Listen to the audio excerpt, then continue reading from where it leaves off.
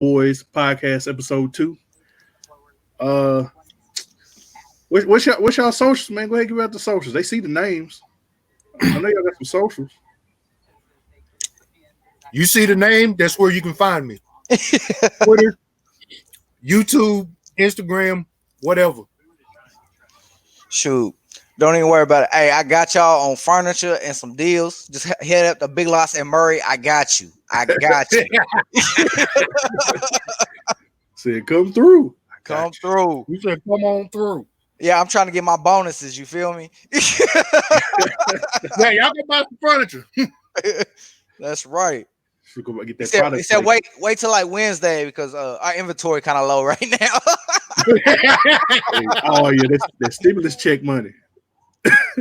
Actually, I'm surprised, man. Everybody been getting their stimulus. We ain't been getting a whole bunch of people. But with that being said, too, our inventory because of the whole COVID stuff has been like real selective. So, like, we ain't gonna get nothing. Like this next truck we get like Wednesday. I think we're supposed to get it. We're gonna have like 50 pieces. You know what I'm saying? We've had like 30 pieces in the store for a hot minute, and it's pieces people don't want. I've been trying to sell them, man. Like, come on, man. You know you want it, man. Come on. Like, come through. We got this. We got this new chair. Come on, get it.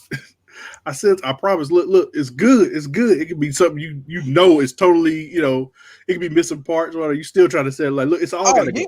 It's all gotta go. Oh yeah, we got all kinds of pieces on the floor like that. I tell you, 20% off right now. 20% off right now. Shoot, that's what's up. That's what's up, man. So the original idea, like I said, I didn't have anything really in mind other than like I don't have any. Usually, I try to get I can't say usually because it's like the second time. But what I try to do is get together a couple different questions or topics or whatever. Right. One thing we thought of was like just showing the Super Nintendo some love. I mean, we're all old. Yeah, I mean, facts. We're all, as Nick say, old man gamers. Oh, the one rule, no last names. I don't care who you talk about, no last names. Unless you're showing them love. If you're showing them love, I don't care. Got you. Got you. We don't want no spilt tea everywhere. I got you. Right. See, that's why we never did put up the last podcast we did with all of us in there. Yeah, no. I was gonna go back and like edit it and chop it up. No, bro, it would take so much work. Yeah. Much work. You'd been editing for like 3 months, bro. Like literally, I think I put it like this because I think I told this the D a while back. I said, look, if we get a podcast going and everything's successful, I will go back and take like pieces of it, certain pieces, and chop it up because I can do that with certain things. Yeah, like take little like, hey, put this in perspective. We had this talk, but we talked about this a hot minute ago, and this is it. Right. Boom, got you. Because like when Nick was talking about the camping story when it was on the boat, I could take that out and work with that.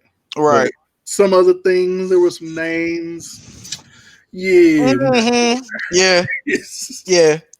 We ain't gonna talk about that. We just put that off the side. We just gonna say females with the first letter name of C. We'll put it at that. So we already know that can't. I don't even know how you'd be able to edit that because that was just getting dropped everywhere. So I mean, it is what it is. Like some certain ears are ringing right now, but yeah. Certain ears are ringing. Oh, he coming to the podcast. That's all I know. He got okay. No, I believe below. But yeah, it's product placement, but it ain't. First man, I'm trying to get it off in the camera. There we go. Look, check it out. G Fuel. First time I ever tried it. I ain't never tried it. I went ahead and let me shake that joint up again. See what this tastes like. Ain't no telling. I know my kid likes it. That's all I know. It's okay, but of course Keegan likes it. We talking about the kid that drinks pickle juice. I mean, it is what it is. Right. Man, just straight, just having at it. Yeah. I heard some people doing that. No, like straight up, he'll eat all the pickles, and if there's nothing but juice, he'll sit there and drink the juice. Oh dang, he going all in. Yeah, like he don't play. He's like, if he eats all the pickles and somebody trying to throw it out, he's like, whoa, wait a minute, there's still pickle juice in there. Like, hold up now, slow your roll that juice. I'm like, that's vinegar, man. I got distilled vinegar over here. If you want some distilled vinegar, I mean, that's vinegar. You have a super clean mouth like that. Nah, he don't. God, he don't. Yeah, that's what's up, man. So yeah, Super Nintendo love. We got any stories? Any shout outs to certain games you love? Shoot. Well, Super Mario Brothers, that's for sure. My camera just went out. My bad. Keep going. That's number one. When you think Super Nintendo, that's the first thing that pops up. The Super Mario Brothers. That's just an automatic. For me, besides that though, it was probably Legend of Zelda: Link to the Past. That was probably my jam right there. I played the mess out of it. I mean, there was all kinds of Super Punch Out. I mean, there was all kinds of good games, man, back in the day. I mean, it's hard to just label one or two, you know what I'm saying, like utmost favorite. Oh, absolutely. Shoot.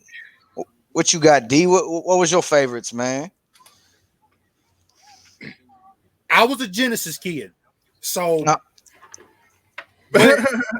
but one of my neighbors, shout out to my homie Joe. He had a Super Nintendo, and that was like one of the first times I played Street Fighter Alpha. Oh yeah. Oh, that's what's and up. I just instantly just fell in love with the game. I mean, like Kyle said, Super Punch Out, Super Mario World, Link to the Past, F-Zero. Like there were so many good games on the Super Nintendo, but I think the first day I played Street Fighter Alpha, that's when I fell in love with the Super Nintendo. And like I said, I'm a Genesis kid. I will. That was like the first. My Sega Genesis was the first system that I ever owned. Well, that's what's up. Yeah, but you also our time frame though is you got to understand that was the first time you had console wars between Sega Genesis and Super Nintendo. Oh yeah. Sega Genesis whole concept, their whole marketing was they were trying to put I won't say necessarily try to put Super Nintendo out of business, but make them no longer number one, because when NES first came out, they ran it. You know what I'm saying? Yeah. Atari, all them went under. Nintendo ran it. And then when the Super Nintendo came through, that's when Japan was like, hey, we're gonna make this Genesis and we want to be number one. Yeah. Right. Because a lot of people forget that with the Genesis, there was the Sega Master System. Right. Yeah. Yeah. Very few people owned the Master System. But when the Genesis came out, it was like, okay, it was on. Yep. And like you say, 91, 92, that was the first console wars. Yep. I mean, either you was Team Genesis or Team Super Nintendo. I mean, you had very few people that had both. I mean, I was Team Genesis. So, yep. And I think that's what made the game so good too, though, is because they were always in competition with each other, and it was like, all right, now we got this game out. Oh, bet now we got the same genre, but this game's a little bit better than this, and they kept going back and forth, and for the younger heads and stuff, us playing 16-bit video games, they're probably like, it's kind of whack, whatever. But to us, that was state of the art. That was bad. Like, man, you could tell what kind of person that was or what kind of character you were supposed to be and whatnot. I mean, I feel like, a lot of these kids that play, these games now, they don't get to use a little imagination like we used to have to, you know what I mean? So it was definitely the coming of age of video games coming in, you know what I'm saying? So it was definitely one of the highlights of my childhood is Super Nintendo. And like I said, I was Super Nintendo kid. I played Genesis a little bit, and that was like going over Nick's house and stuff, playing Genesis type junk. So. Right. Yeah, so and I gotta that's where it was at. to 2 local video stores are in this area that are no longer in business. Shout out to Top 10 Video and shout out to Video Plus. I'm not gonna count how much money I spent in them stores. Mm-hmm. Mama, can I get $3 so I can rent a game? Yep. Bro, that was a whole era. Just renting games. Oh man, kids today will never know that because even now, like when you rent something, you rent at like the red box, and it's like, I think it's like, man, like $3 a game, something like that. Nowadays, you know, back in the day, it was like what, $2 a day?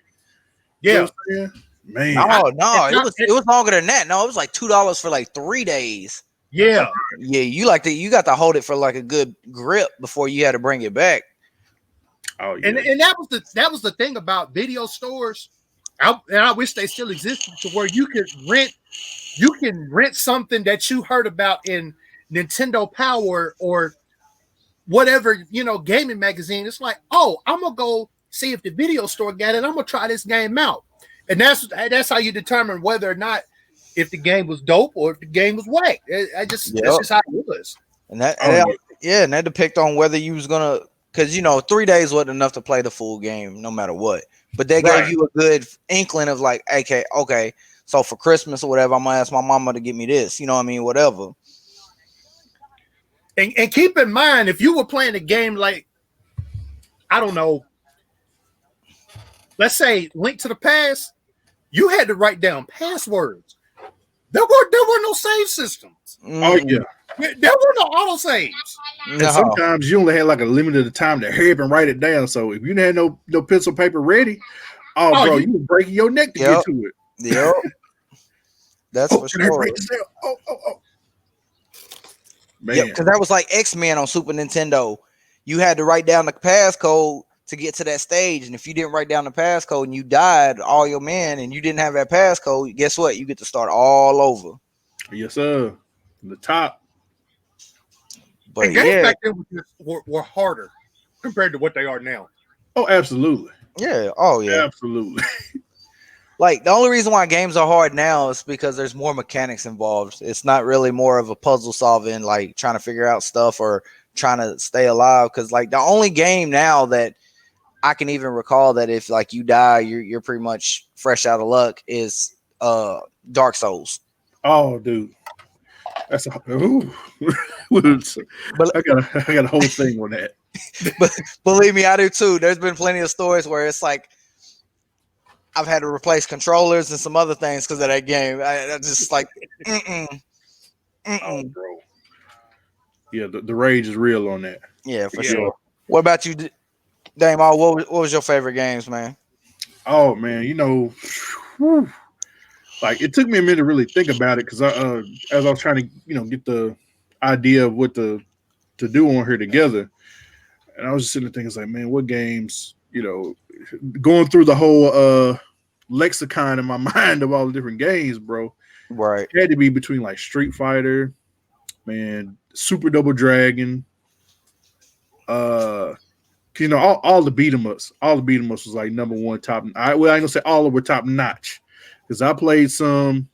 If it wasn't like Capcom or I think SNK did a bunch of them, a couple other companies. It was like, I had to put this down because there was some of them that you would rent and you had never heard of or saw them in a magazine. You just got it just because of the pure curiosity of what it, but then you regretted that you paid that money for it. But yeah, as far as like, man, fighting games, beat 'em ups. I mean, there was a couple platform games, of course, Mario, stuff like that. Link to the Past? Oh man, that was a classic too. Man, one of the best Zelda games they ever made. Oh, absolutely. And it was like one of the first, like that I can think of, like free roaming games. So you just went everywhere you need to go. Back in the day, it was Zelda was like that from the get-go, though, pretty much. Even the original Zelda for the regular Nintendo and stuff. You know what I mean? So that's definitely it was. You're right. And see, and the plus thing is like a lot of these kids are playing these mature like games and stuff, but we lived in the era where the rating system first kicked in with Super Nintendo because of Mortal Kombat. Yeah. Oh, absolutely. One of the goats of gaming. Still the goat. Oh yeah. Like even to this day, you still have kids that as soon as they turn on their Xbox, PlayStation, whatever, Mortal Kombat's on that list somewhere. You know what I'm saying? Yeah. Right. Especially when you play with groups of people and whatnot. You know what I mean? Absolutely. It's a little different now because you can play online and stuff like that. But kids don't know the hey, I got winner. You know what I'm saying? They don't know nothing about that. Right. Oh, yeah. They don't know nothing about that one. Now you just sit in the lobby. Yeah. That was a time when you had to like go to like a friend's house. Let's say somebody having a sleepover and they got Mortal Kombat. It's a 6-8 man tournament. Yeah. We're running it back all night. Yep. And I'm trying, and during that age and stuff, that was because me, like Damo, like he said, he was the beat 'em up. I was the RPG guy. Like I played the Zelda, I played the Final Fantasies, the Chrono Triggers, the Secret of Mana. Absolutely. Chrono Trigger's got to be like in the top 5. Chrono Trigger was different because it was the first game that let you like Link to the Past wasn't really more like a time travel thing. Right. It was more of one world compared to the other, whereas you had Chrono Trigger where you was going to the future, the present, the past. You was changing one thing here and it would change your outcome in the future and all. I mean, it was just a dope game story. The mechanics, everything. Like even to this day, like what was it last year? I literally downloaded it on my phone and was playing it on my phone because that's just how much as it just impacted me when I played as a kid. And I was like, I'm gonna play it again. Oh yeah. I mean, don't get me wrong, it's not the same because I was like, I know exactly what I'm doing, so I'm about to beat this in like 5 hours. You know what I'm saying? Like whatever, but. But what's really cool about that, it has so many endings. Like for a person who just played it like once or twice back then, you can go back today and do the other endings. I think I don't know, I can't remember which version it was. I think they added an extra ending maybe when the PlayStation one came out. I could be wrong, but might have been I know they added one. I can't remember exactly when it was, but yeah, dude, Chrono Trigger was. Yeah, that was. Yeah, they made a sequel on PlayStation called Chrono Cross, which it was kind of wasn't exactly the same type of game. It was a little different, but it didn't do as well as Chrono Trigger did. Now, don't get me wrong, I played that game, and in my opinion, it was still fairly dope. I mean, it wasn't nowhere close to Chrono Trigger, but Chrono Cross was still pretty good. Right. But yeah, like I said, the RPG games, that's what first got me into the RPGs, and why I play Final Fantasies and the Assassin's Creeds and stuff now today. It's just that's what got me into all of that. Right. Yeah. The RPGs was significantly huge on Super Nintendo. I mean, from that, Final Fantasy. Gosh, there's so many. It had so many. Secret of Mana. Gosh, Chrono Trigger. There's more. It's just too many. Secret of Evermore. Yeah, there's a whole bunch of them, man, and they were different because that's like some of them. I think they started to peak into where they started to have some where you could actually instead of just running in and doing the turn-based fighting, they had some of them that like a Secret of Mana, you could just sit there and hack and slash. Yeah, as long as you had your gauge that filled up fast enough, like you put haste on everybody, it was boom, boom, boom, boom. You know what I mean? You could hit that dude 4 or 5 times before he swung once. You know what I mean? So, right. Word. And see, that was the one thing as a Genesis kid I was jealous of on the Super Nintendo. It just the Genesis had like maybe at the most, you look out throughout their entire library, they might have had like 3 or 4 RPGs compared to the Super Nintendo. Right. Because with the Genesis, it was just Sonic. Yeah. Yeah, they did a lot of Sonic. Yeah, they did like 4 Sonics on the Genesis compared to, the Super Nintendo. Hell, I just recently played the Super Mario RPG game. And had the time of my life playing it. Yeah, they had a couple Mario titles like Paper Mario. What's the other one? Was it I think the first Yoshi's Island might have been on there. Yeah. And the one where Mario was like a little baby. I forgot the name. That was Yoshi's Island 2 or something like that, I think. Yeah. But yeah, there was a couple, but yeah, like when it came to Sega, I mean, like I said, Sega's great, but it was like Sonic 1, 2, 3, 4, Sonic and Knuckles. Well, not 4, was it? I think 3 was Sonic and Knuckles or something like that.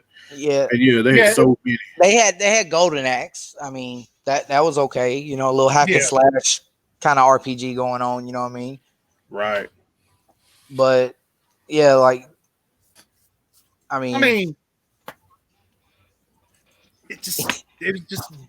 I'm just saying for Sega, the only thing I can remember really playing hardcore on it was Sonic. You know what I mean? So, I mean, I played Sonic. I played Mortal Kombat because the beauty of the Genesis version of Mortal Kombat, they actually had the original game. In the cartridge, you just had the blood gold. Right. yeah. And then one of the Streets of Rage 1 and 2. I ain't gonna talk. I don't count. Streets of Rage was great. Yeah. 3 was still good, but I think it had passed its time, by then. Yeah, but like I say, man, the SNES, they had so much. I will always love the Super Nintendo controller. That's one of my favorite controller of all time. Oh yeah. Word. Because it had enough buttons, but at the same time, it was very simple. You know what I mean? Yeah. And the bazooka, man. Remember that? Yeah. Super Scope 6 or something like that? Yeah. No, that thing was nuts. It was, of course, a lot better than any other attachment that Nintendo had with the Power Glove being the failure. It looked cool, but it was a failure. Yeah. But because I had that thing, and that's a whole nother story. I remember as a kid, everybody wanted the Power Glove because the commercial made it so dope, man. Right. It had that real cool factor, but when you had when you get it, it's like, really? Yeah, that thing was terrible. It'll always be an icon of that era, like the 80s and stuff, but the functionality was terrible. And also Super Nintendo was the first console to have a spin-off TV show with the Super Mario Brothers Super Show. And that was before Sonic and them even came out with their cartoon. You feel me? Oh, yeah. That was way... I think the Sonic... It came out in the 90s. It was like late 90s. Yeah. Sonic cartoon. Right. Yeah, Nintendo one was like way years before that. Yo. Yeah. And what I liked about that is like it tied in a lot of the video games that you played into that show. Like you had the Zelda shows, you had the kid with the Power Glove, you know what I'm saying? You had King Hippo as the bad guy, you know what I'm saying? Like Captain Ian and the Game Master. Captain Ian, the Game Master, something like that. Yeah, it was something like that. Oh man. But yeah, that was definitely like I said, it's a show. I'm trying to remember what the name of the show is. There's a show on Netflix. It's about the history of gaming, and it's basically it takes from the games that made us. Yes, that's it. Yeah, the games that made us. So I watched that. So it's like 5 episodes, like it's like 30, 45 minutes long, something like that and whatnot. But I'm sitting there like, the beginning of it with Atari and stuff, I kind of young, don't remember a whole lot of that. But then when it gets to like the regular Nintendo, the Super Nintendo parts of it, and they start talking about that and the console wars and all, I'm like, I remember all of this as a kid growing up. You know what I mean? Yeah, because we lived it. Yeah. So it's definitely like worth giving us just a watch, just to kind of like reminisce about old school and stuff like that. Like, and it does the history of it, like where it came from compared to what we are now. Yeah. Because now you've got 800 million different studios trying to find spots on both PlayStation and Xbox, whereas then you had Sega and people made games for Sega, and then you had Super Nintendo, which they had projects for each game, but it wasn't different studios. It was Nintendo, it was Sega. That was it. Right. A lot of the first party support. Yeah. Yeah. Yeah, you didn't see a You lot got, of Capcom third-party developed, games for both systems. right. Midway. It was just it was like maybe 10 or 20, I say 10 major studios when we were growing up Yeah. compared to what we have now. Yeah, because now you have these very like independent studios, and then you have your major ones like say Bungie or Treyarch and stuff like that. But back then it was you had a certain number. They would come out with their game, and then as soon as that game came out, they were already back in the studios trying to figure out what the next game was going to be. Right. They didn't take 5 to 10 years to produce a game. To develop one game. Right. Understandably, the graphics and all the stuff is different. I'll use Mortal Kombat, for example. It's like when Mortal Kombat first came out, it was an arcade hit. Right. Midway came in and said, boom, we're going to throw this on the Super Nintendo. We're going to throw this on the Sega. We're going to throw it on everything. Mm-hmm. If you get to see which version is better. Soon as those games were out, it's like, boom, all right, let's start developing Mortal Kombat 2. Then that one come out and it's like, boom, let's do 3. Let's do Ultimate. It just it didn't take nothing. But to be fair with the Mortal Kombat though, they had to change characters and some of the backdrops, but the actual gaming mechanics of it never changed. Nah. So it was like basically having like, all right, we're gonna copy 50% of our first game and put it into the second one, change a little bit here and there, boom. All right, here's the second one. People still take my money. You know what I'm saying? So, exactly. So I mean, like they had it a little easier compared. Yeah, because it was like, the interesting thing, because I watched an actual YouTube documentary about the history of Mortal Kombat, like with the first 3 games. You're right. When they did Mortal Kombat 2, Sonya Blade and Kano were the least used characters in Mortal Kombat 1. Right. So they said, okay, we're gonna take those 2 characters out. All right, here's Jax. Here's Katana. Here's Melina, and here's Reptile, and here's Kunlai. All right, there you go. Yeah, that's what I'm saying. They took the first game, changed the backdrop a little bit, and then they threw in a couple extra characters. That's all they had to do. Right. Which the good thing about that is that's back when they actually, looked at their product and realized what they need to do compared to today, where they're trying to listen to the fans, and it's not always a good turnout. No. Yeah, they're too busy listening to people when they should be evolving, what they have now. Right. And the plus side back then too was once you bought the game, there was no extra stuff that you had to buy. You know what I'm saying? That was the plus side about it. Like you spent $30-$40 on a game, that was it. You know what I'm saying? There wasn't no DLCs going down the line. Now, if you wanted to play the second version, sure, you was gonna have to pay for it and whatnot. But nowadays, you got all these video games and stuff. You're gonna have to buy the DLC. You're gonna have to buy the season pass. If you want a certain skin, you're gonna have to buy this. If you want the extra storyline that came with the original one that came out, which I think is the dumbest stuff I've ever heard in the world. You buy a game, but they already have some extra stuff added on to it, but they want you to pay extra for it.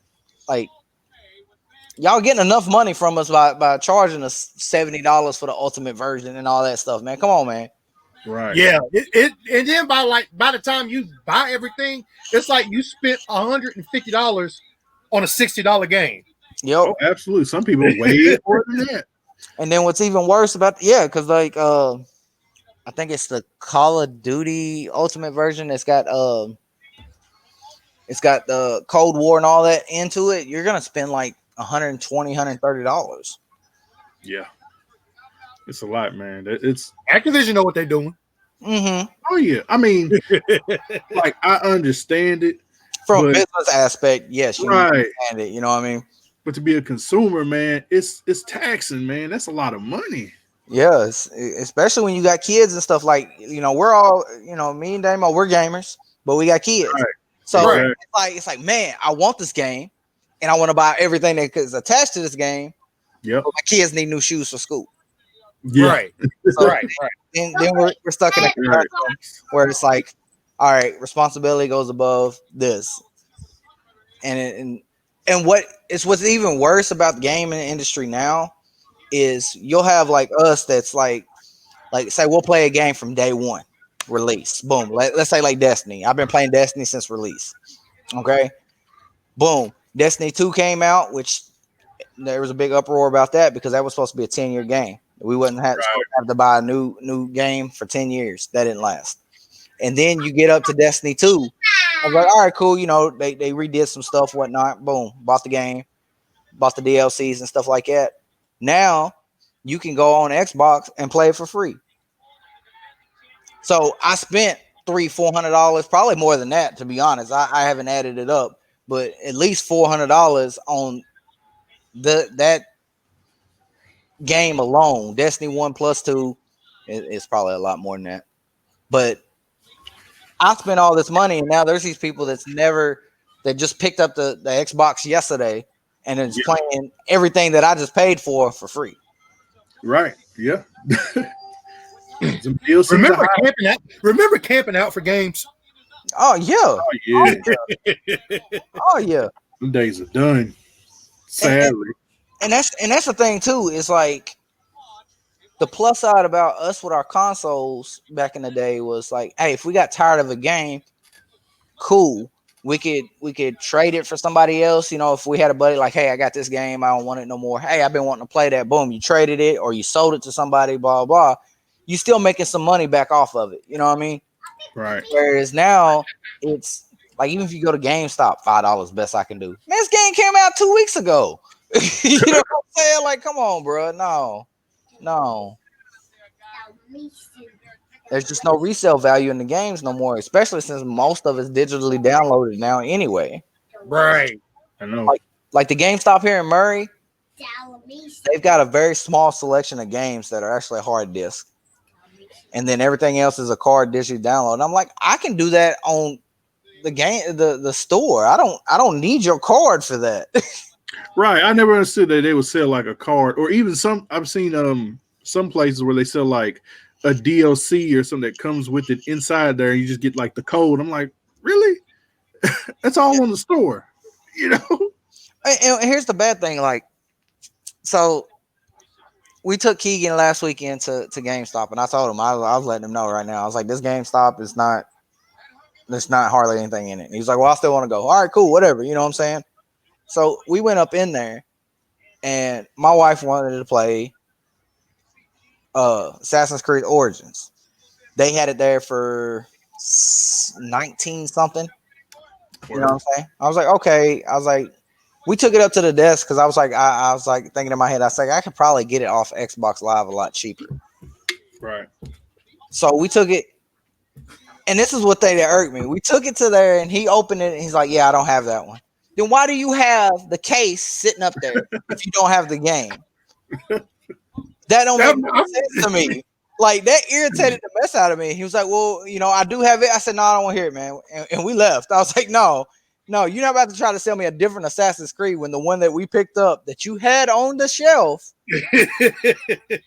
I mean, it's not like back on Video Plus where you had to look behind it like, oh, there's the disc. You know what I'm saying? Right. So we come back home, and I was like, I'll just download it. I was like, forget all that mess. And actually got it like $4 cheaper by downloading here at the house than I would have if I would have bought it there at GameStop. That's what I was just about to say. Yeah, a lot of times you find in the store or something, you'll either find it cheaper or they have some kind of deal for you. Yep. Or you can buy it like $5 more, but you get all the extras added onto it. Right. Yeah, the landscape is changing, man. Yeah. Well, the day and age of the hard disk is starting to just disappear. Yeah. And that's proven with the new consoles where you have to pay extra just for the disk drive. Oh yeah.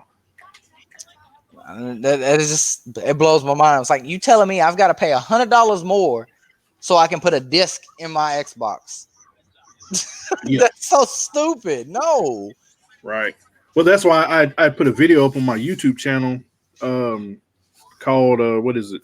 The Future of Fortnite. Basically talking about how gaming today is starting to change. Everything's becoming digital from of course where it used to be physical. And with Yeah, the digital stuff, it's like I guess you can consider this adding on to that. With you guys commentary and stuff. Like the way I saw it, okay, because there's games I played in the past, on PC and all this other stuff. right. Like I used to play a game on PC called City of Heroes. Yep. After 10+ years, it died. It got rid of the servers. But what sparked me to make that video was because there was another. It's a game. It was a free game that had called I think it was called Battleborn, and it did the same thing. As somehow the developer was like really upset about the game dying. But of course they can't run the company anymore, or can't run the game, not the company, Right. because just business. And it's like as games start to continually be just online only and stuff like that, and the way you play it online, like I'm not sure Fortnite is online. I know they have a campaign mode, but I'm not sure if it's like online required. But I know games like I play like Apex Legends, Destiny. Destiny's online only, even though it has a campaign mode to it. But what happens when those servers start dying and those IPs start getting changed around and stuff? Because I have a physical copy of Destiny. It's after the servers go down, that's it. You just got an empty shell of a game. Yeah, because you can't even load into it right now. And I think that's what Destiny 2's whole process is right now, because they're starting to bring a lot of like old Destiny 1 like campaign type stuff, like old raids and whatnot, into Destiny 2, because I think they're trying to pull everybody that's still playing Destiny 1 out of there into Destiny 2 so they can go ahead and shut that down completely, because they're not doing any new updates to Destiny 1. They're not doing any events and none of that stuff. It's you've got basically the whole vanilla version of it plus whatever DLCs you have for it and whatnot at this point. Right. So it's literally you would pay the same amount you would for another game that's got a offline campaign and stuff, and then that game lives on to where that game eventually will just die out. Yeah, and that's the thing. Say Destiny 1, say they finally get all that and they shut down complete servers. They don't even run the game no more. You'll never ever get to play Destiny 1 ever again. Yeah, that's it. Whereas you can dust off your old Super Nintendo, put Super Mario Brothers in there, and you can play that thing tomorrow. Right. And I was coming up with solutions in my mind about what they could possibly do. Is like maybe put actually the company come together and actually make a campaign version, or make it where you're not required for the. I mean, even if it's just you running around in a half, if not nearly empty area, maybe you can still play the campaign of the game or something. They could do that. Well, yeah. and then a lot of people, they really don't like playing online. Sometimes they just like to kind of do their own thing, play the just play the game. So it's like you can shut the servers down, but some people still want to have the thrill of playing that particular game and just having the time of their life. Right. They should just make it where you can just play or download the actual game instead of having to run off the servers and then play it that way. Right. Because I mean, it's coming to a point in the future where, like I say, every game, no matter what, you're gonna have to download something to it. Because you see how it is now. You put a game in, you still have to download the game to your system. So why can't they do that? Yeah, because whereas in like 360 back in the day, if you downloaded it to your console, all that did was change your buffer rate, so that way your screen's loaded a lot faster and all that good stuff. Now they've gotten to the point you can't even play a game on Xbox without downloading it. You have to download it. That's like there's no ways around that. There's no I can just put the disc in. At this point, the disc is only to prove that you have purchased the game. That is it. Yeah. Because you can literally download the game. If you put the disc in, you can take the disc out, download the game and stuff, and the game's in your system. Right. And you took your disc out, 2 weeks ago, and that's all it is. It's basically a key saying, "Hey, I own this game. Let me play." Yep. Exactly. So that's why I came to the point where, because at first I kind of had like a little beef with the new consoles. It's like, man, if I was to buy one, I would not buy the version without the disc drive. At Right. the same time, when I think about it, it's like it actually makes sense just to because everything's going to be in discs. Like even my PC I bought doesn't have a disc drive because apparently that's the new thing now. It's rare to find a PC, especially a gaming PC, with the disc drive. Yeah, because Yeah. most of the gaming, even with PC, you've got Steam, you've got like Stadia and stuff like that. That's all digitally libraried, so you don't even need a disc to get any of those games anyway. Right, all you need is the internet. But the thing sucks about that, your internet out, oh, you ain't playing nothing. No, not a thing, not a thing. Because it's that with Stadia, it's all streamed. That's stupid. That's the total thing that sucks about it. Don't have to download it, but all streamed. Oh, your internet service something start acting up. Oh, you ain't playing that. It's over. Yep. Right. And that's why Steam right now is still above all of those other ones, is because you actually download the hard copy onto your computer. You know what I mean? Right. Because I mean, that's Keegan right now. That's all he plays. He plays PC. He won't even pick up his console no more. And I was like, cool. That just means I'm not buying you another one. No big deal. I mean, that's mainly the reason I went PC, was just for that same reason. Just mainly, I still love console. Don't get me wrong. I'm not gonna say I'm not gonna buy another one. I'm just gonna wait till they start going down a little bit because I still love console games. Don't get me wrong. And it's just something about that controller, but which you can't do that on PC, but it's the same. But yeah, man, it's I think with the console, it's like I think when you're growing up, it's like once you pick up your first controller, you're hooked, and it's like you never want to put a controller down. So that's the only reason why I still buy consoles. Right, and trust me, like mouse and keyboard, it ain't the same. Oh no. Because I try to do the same thing. Because like the Xbox One version, there's some games where you can hook up a mouse and keyboard and play it that way instead of using a controller. Like Call of Duty. I tried that. Stop. It's different, man. It's totally different. I'm trying to get used to it just so I can be that guy, but it's not. I'm telling you, I play Apex Legends. Like I'm decent.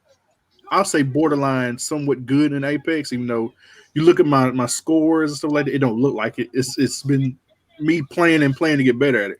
But once I try to play it on mouse and keyboard on PC, oh dude, it was like baby steps all over again. Oh yeah, that was like with me with Call of Duty, man. It was just like Keegan when he plays, like me and him will play. I'll play on controller. He'll play on his PC and whatnot, and he's doing stuff like 360s and drop shots and stuff like that. And I'm sitting there like, as soon as I got on there, I was like, I'm just trying to walk straight, let alone do all that crazy stuff right there. Right. Now, I will say this: you do have the advantage on PC, but sometimes I don't care about that advantage. It's different, man. Well, it's frame rates. You know what I'm saying? PCs are always going to have an edge. It's going to be a little bit better now with this new Xbox. Now that their frame rates are going to bottom out at 60, and then it can be anywhere from 60 to 120. Right. So I think that's going to help a little bit. But it's with that frame rate, it's just like I had to explain to Keegan. He was like, before he actually started understanding, I was like, dude, you have the advantage over me. He was like, how? I was like, your stuff is loading like 2 to 3 seconds faster than mine is. Right. I said, plus your field of view is a lot wider on a PC than it is compared to my Xbox. TV. Yeah. Right. So it was, and then he got to the understanding. Now he's starting to get a little smart with his computer and stuff. He knows that, hey, if my rates drop, no, we got to fix this, and he'll know how to like finagle some stuff and be like, nope, and get my frames back and whatnot. So he's learning, and plus he got his all his parts and stuff for his PC. So this week I got to go up there at some point, and me and him's got to build it. Oh, that's what. Oh, it's. I've been just because I used to be able to do that, like back when Windows XP was a thing, but in this day and age, like I look at it, it looks easier, but at the same time, but it's not. No, But I was just like you, Damo. When Windows XP came out, I was like, oh yeah, I can do this. Now, no. Yeah, XP, you could build computers all day long with XP. That was no thing. And that's my thing. Like the hardware part of it, I'm not gonna have an issue with his computer. It's just to make sure that all the software gets loaded into it correctly the way it's supposed to. That's gonna be a big fight with it, I think. Right. Because I mean, he got all the pieces. He's got the motherboard that fits, and all that. And he's real big on computers and whatnot. So he watches a lot of like TikTok videos, YouTube videos on like how to build PCs, the parts. He ordered all his parts from like PCPartPicker.com or something like that. It's where you do your gaming stuff and you basically pick whatever parts you want to put in it, and they make sure that it's all gonna fit to that motherboard and whatnot. So I didn't want to buy it for him. Like, but you did. All that. Well, no, I didn't. That was Lacey. You already know. But I wanted him to kind of like get in the field of buy pieces at a time so he can get an understanding of money management with it too. Like, okay, this is going to cost me this, but this one's going to run the same, just not as much as this type thing. You know what I mean? Like instead of getting the brand new, GPU and stuff, getting something that's, maybe a year older or something like that, that's like $200 cheaper. Right. But it is what it is. I don't have no power in that. But I mean, I think as he gets older, the more he gets into it, he'll learn it. Because I mean, I had to learn that as far as like with toy collecting. So yeah, I get where you're coming from. Right. So, but his hobby's a little more expensive though. You feel me? Yeah. I will say that his hobby is a little bit more expensive than mine. Yeah, but, exactly. Like, bro, it's one of my dudes on Twitter. He had bought the newest like graphics card for that Nvidia put out. It's I think it's called GeForce GTX the 3080. 3080. Bro, did you see the price on it? Last time I checked, it was close to 1,000.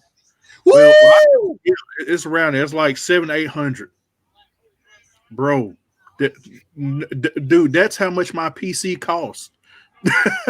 I got the 1080, and that's how my PC everything costs. Like that, including like as soon as that video card came out, they were sold out, just like Xbox and PlayStation. Like you couldn't find it nowhere. Stimulus check. Thanks. So it was. I mean, I'm talking about the day it dropped. Like I had a buddy that he don't work for us no more though, but he was a PC person. He said that his buddy, the day it dropped, this is how quick it sold. He had it. He was buying it online. He had it in his shopping cart, and before he could click checkout, it said this is no longer available.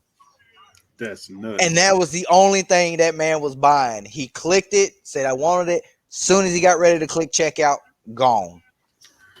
You know how hot I would be if that happened to me? I would be mad. Like, dude, it was literally right here. I seen that with folks on Twitter with the PS5.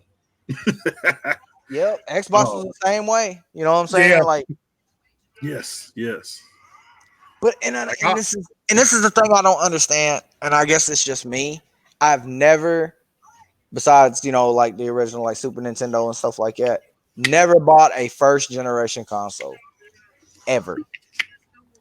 Oh yeah, that's a no-go. That's a no. Yeah, let them get the bugs out. Yeah, exactly. Exactly. I was like, nope, I'm not doing it. I'm not doing it.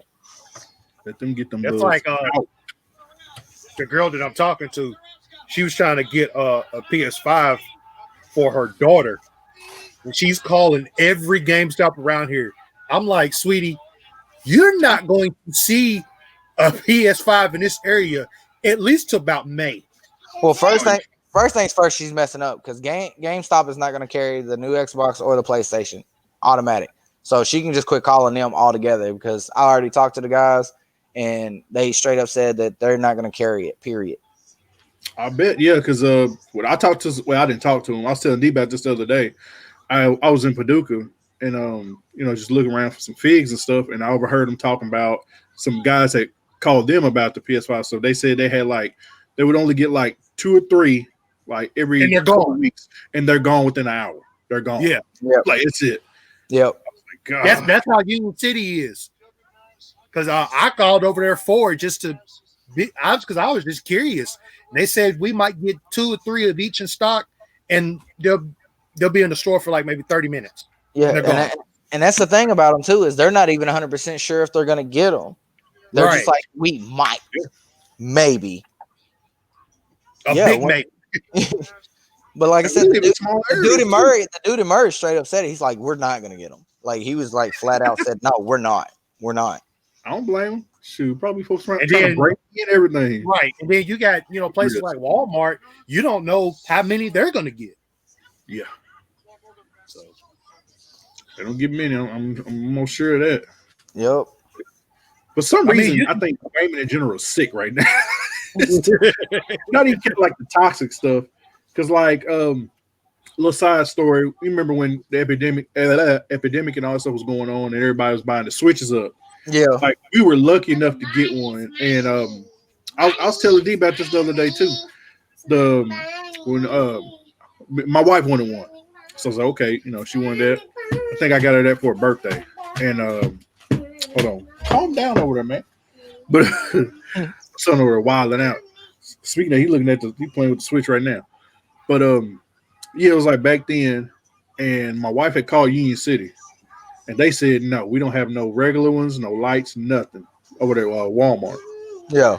And then I was like, okay, well, call Paducah, see if they got it. She called the GameStop up there. Dude was like, look, we're the only GameStop that have any right now. It's the GameStop outside of the mall, not inside. Right. Inside was white. Yeah. I was like, look, we get I think he said 5 every couple of weeks. He said, look, they sell out like an hour to 3 hours. He said, if you want one, you better come get in there. So, dude, by the time we went up there was a guy who just got out the car in front of us. He bought one. Then my wife bought one. And then this lady is outside on the bench. She bought one, and they were gone. That's it. That's all the ones I had left. It was nuts, dude. I used to like it. That was just like that anniversary Mario that came out. Oh, that was a whole thing. That was a whole thing. Man, my dad called every Walmart, I think, in a 50-mile radius. Gone. Just to see if they had it, man. Gone everywhere. And then he finally, I think it was either Mayfield or Paducah had one. And my dad don't get out the house for nothing except work and go to get groceries. That's it. That man got out at 9 o'clock in the morning, drove all the way, like I said, I can't remember if it was Mayfield or Paducah, to the Walmart in one of those towns just to get that game. I was like, Dad, you want it? And the messed up part is he ain't even opened it. Dang, Chuck trying to hold on to it. It's just sitting in plastic. Hey, Chuck holding on to that. Wasn't it they was only selling it for 6 months or something like that? Yeah, it was very limited. And I think at the time on eBay they were selling it for 3 times what the retail price was. That's the thing about eBay, boy. That's an evil site. Yeah, they flipped it. That is an evil place. That's just I mean, it's not game involved, but my wife's last year for her birthday, she wanted this limited Barbie that had the Day of the Dead makeup and stuff on. Right. Bruh, I called everywhere. I was on eBay. Look, I was so mad at this dude on eBay. I had this dude said he had it. Boom. All right. I paid $100 for it. The doll itself was only supposed to be 50. I paid $100. You know what I'm saying? I was like, she wants this. It's really something she wanted. I was gonna get it. Boom. I don't care. Paid $100. 3 weeks go by. It's getting close to her birthday. I'm like, no. So I emailed this dude, hey, where my doll at, bro? Where my doll at? And then he starts giving me this. He's like, oh, my bad. I've been busy with school because I'm in college. I didn't ask all that. I straight told him in the email, I didn't ask all that. I asked where my doll at. That's what I need. I gave you money I want my doll. And then finally he was like, oh, well, the person I was supposed to get it from. Whoa, wait a minute, hold on, wait a damn minute. Let's not speed past what you just said now. You said you had it. Bring that back. You said you had it. I bought it. You didn't say, hey, I'm gonna get it, buy it off somebody, and then charge you more for it. That wasn't what was going on. No. And he was like, well, I'll just give you your money back. You damn right you about to give me my damn money back. You low down dirty mug. No. Man, Me and Damo know the fig community on eBay. Oh. Man, I was hot, boy. I was like, I gave that man a bad review. I was this close to just telling eBay, like, man, this dude's shady. Don't let him sell nothing. Like, I was that close, man. I was hot. Oh, I was iffy about eBay. Too, bro. Yeah. Long time. Dang you, camera. But like I said, it kind of falls in the same category of what's going on with the consoles and stuff right now. And it was just like, I ain't buying no consoles, but I kind of feel like what everybody else is going through trying to get them. You know what I mean? So I was just like, nope. That's why I knew when them consoles were about to drop, I was like, there ain't about to be none. Oh yeah. From the get. But I think with everything that's going on right now, people needed to get a console just to keep their mind off it, man. Oh yeah, that's for sure. They've already said this in the news and all this. Like gaming has gone up like 200% compared to what it was like a year ago today. You know what I mean? Right. Like, there's more people playing. There's people that's never played before now playing. You know what I'm saying? Because nobody got nothing else to do. Right. And, they basically want you to stay locked up in the house. All right, cool. I got internet. I got this console. I'm gonna get down. It's the same thing with Twitch. Like, I don't remember exactly what the numbers were, but it was like they went from like 200,000 as their average for the year of viewers up to like almost like 1 million. Yeah, it was nuts, man. I remember seeing something like that. Yeah. Like I said, I can't remember exactly what the numbers was, but it was something like that. And I was just like, wow. So now I will say this. I honestly think once we get through this pandemic, people still gonna want a game and they still gonna want to stay in the house. Oh yeah. You got a lot of fresh new faces now, so they get a taste of it. So it's like, keep on with this. Yeah. People are starting to understand. Okay, I see what you do now. So and I think that's why some of these little this TikTok. I think that's why it's blown up the way it's blown up too, because absolutely nobody's got nothing better to do to make goofy videos and stuff. You know what I mean? Thing that blew up the OF, and I ain't talking about our future either.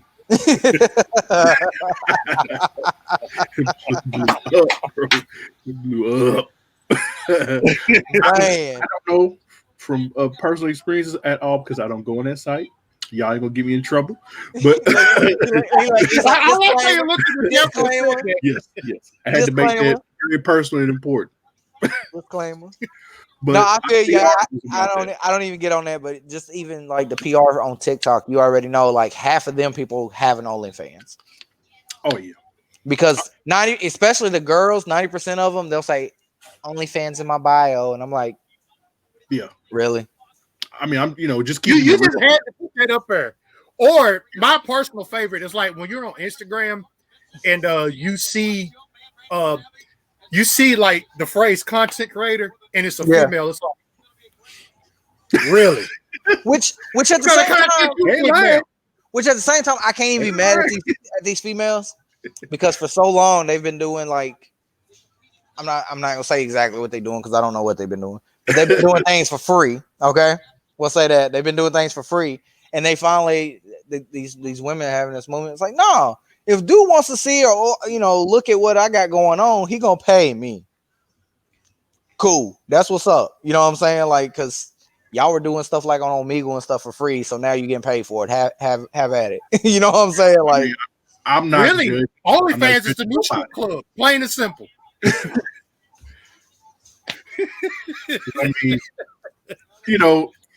as much as I have my values, I try to be like a realist. And Right. pandemic has pushed us into positions that we wouldn't usually be in. Yeah. Right. I mean, and folks is out there starving, dog, and ain't got no rent. What can you do? And some of them are doing that, you know what I'm saying? And that's where it pushed some of them, you know what I mean? It was like, well, at least maybe I can make a couple bucks to eat this week or whatever, you know what I'm saying? Right. And I get that, you know what I'm saying? Hard times, you know, you got to do some hard stuff, you know. Right, because they could be doing worse. Oh, Yeah. absolutely. They could be doing a lot worse. Right. I mean, don't get me wrong. That's to me, that's borderline to almost prostitution. You know what I mean? But it's not. It's borderline I can see the line. Yeah. because Yeah. I mean, you're not physically touching these girls, but at the same time, they're still selling their body. You get what I mean? Right. So, right. and like I said, at the same time, I'm not down in none of them that's doing that stuff. Like, it's all good. Yeah, Right. get some paper. Get your money. Do what you got to do. You know what I'm saying? Yeah, do what you got to do. I'm just saying from my standpoint, that's how I see it in my opinion. Right. And you know, I'm not like these other people. I'm not gonna force my opinion on nobody else. That's just what I believe. Right. Right. That's the way I see it. I mean, I even think that way about, people who deal drugs. I'm not saying it's right, but people do that. There's people out there, like I said, starving and man gotta live and stuff. So sometimes you gotta, like I said, I don't advocate anything that I myself would consider wrong, but at the same time, look, you're not hurting nobody and you trying to survive. Yep, it's circumstances too. I mean, it was like a buddy of mine at work that works for me and stuff. He was like well, all these people selling drugs, da da da. I said, time out, wait a minute, stop. I said, I'm gonna put this in a little perspective for you. I said, one, there's certain neighborhoods and areas where you grow up. That's pretty much, there's nothing else. That's the only means of making money. I said, and then there's two. There's convicted felons that have come out of prison. Maybe one of them reformed. Was like, hey, I don't want to go back to that life. But now, since jobs are very scarce, they're going to look at it and be like, do I want to hire this convicted felon or do I want to hire this person that's only been working for 2 years, but I know that they haven't broke the law? I don't care what they say on the application. They're going to go with the non-felon. So now, the felon is going to be without a job, which that's probably part of his parole anyway. For him to get out in the first place is he has to hold a job. So now he's got to figure out how he's going to make money to pay for his fines and all that other stuff. So guess where he goes back to? Exactly. Slanging. Right. That's a dilemma that's been happening for years. Oh, absolutely. Yeah, like I say, it's even worse now because, like I said, so many people are just jobless and there's no jobs for, certain people. So it's really a competition out there just to get a job. Yep. And now, to be honest, it's making it a little worse now that all these states are starting to legalize like marijuana. Now the hustlers and stuff are going to have to like make less profits than they would have before because now, hey, I can just go to the dispensary and get something just as strong. I'll just end up having to just pay like $20 more, whatever. You know what I'm saying? So you seeing my exact conspiracy theory about why they never legalized it. It's because they make more money off of it being. It's a whole rabbit hole. They make more money off of it being, illegal because, of course, they can lock you up. You become state property. Yep. They're using you technically as a slave. To go there and they're paying you dollars on a day to do, government type work. Right. And then even on top of that, even when you get out, guess what? You still have to pay to stay out. Right. So it's a whole thing. Yeah, it's the justice system it's racist, bro. It has been. Absolutely. Absolutely. I mean, for a hot minute. I can't put enough money on it.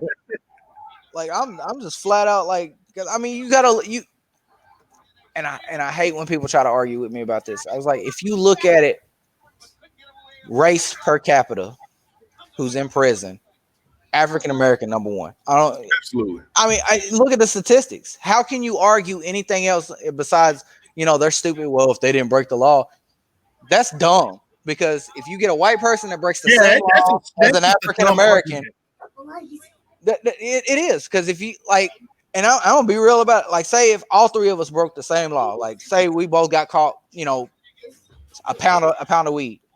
I am more likely to get off on probation or maybe a few months in jail, whereas y'all are probably gonna do 5 to 10.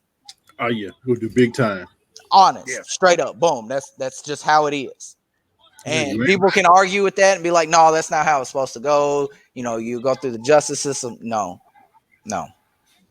Until No. they fix it, that's just bullshit. Oh yeah, that's shoot. You can look at statistics, Mhm.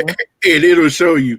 Like you can go through as many statistics as you want to, like different pie graphs, whatever. It'll show you. Yeah, like the majority is always. And it don't even matter what area. You can go to New York, you can go to California, state of Kentucky, Texas, Oh yeah. Florida. It don't matter. The Right. numbers are across the board. Oh yeah. Right. So I mean, it's they got me all the way fucked up. That's what I'm saying. Like I don't listen to stupid shit. So be like, well, if they didn't break, like I've deleted a lot of Facebook people because of that stupid shit. Like, well, if they didn't break the delete, nope. Sorry, Ain't no time for you, player. No time. Got to go. Well, especially since my family. I mean, y'all know my family. We're very mixed. You know, when it comes to ethnicities in my family. So when somebody was like, well, if they didn't delete, nope, I ain't got time for that. Nope. I got a niece that's gonna have to grow up with that bullshit. No, I've got cousins that's had to deal with that shit. No, we good. I ain't got. Yeah, you got plenty of family actually. Right. Like you believe what you want to believe, homie, and I'm not gonna hate you for it, but I don't have to listen to it.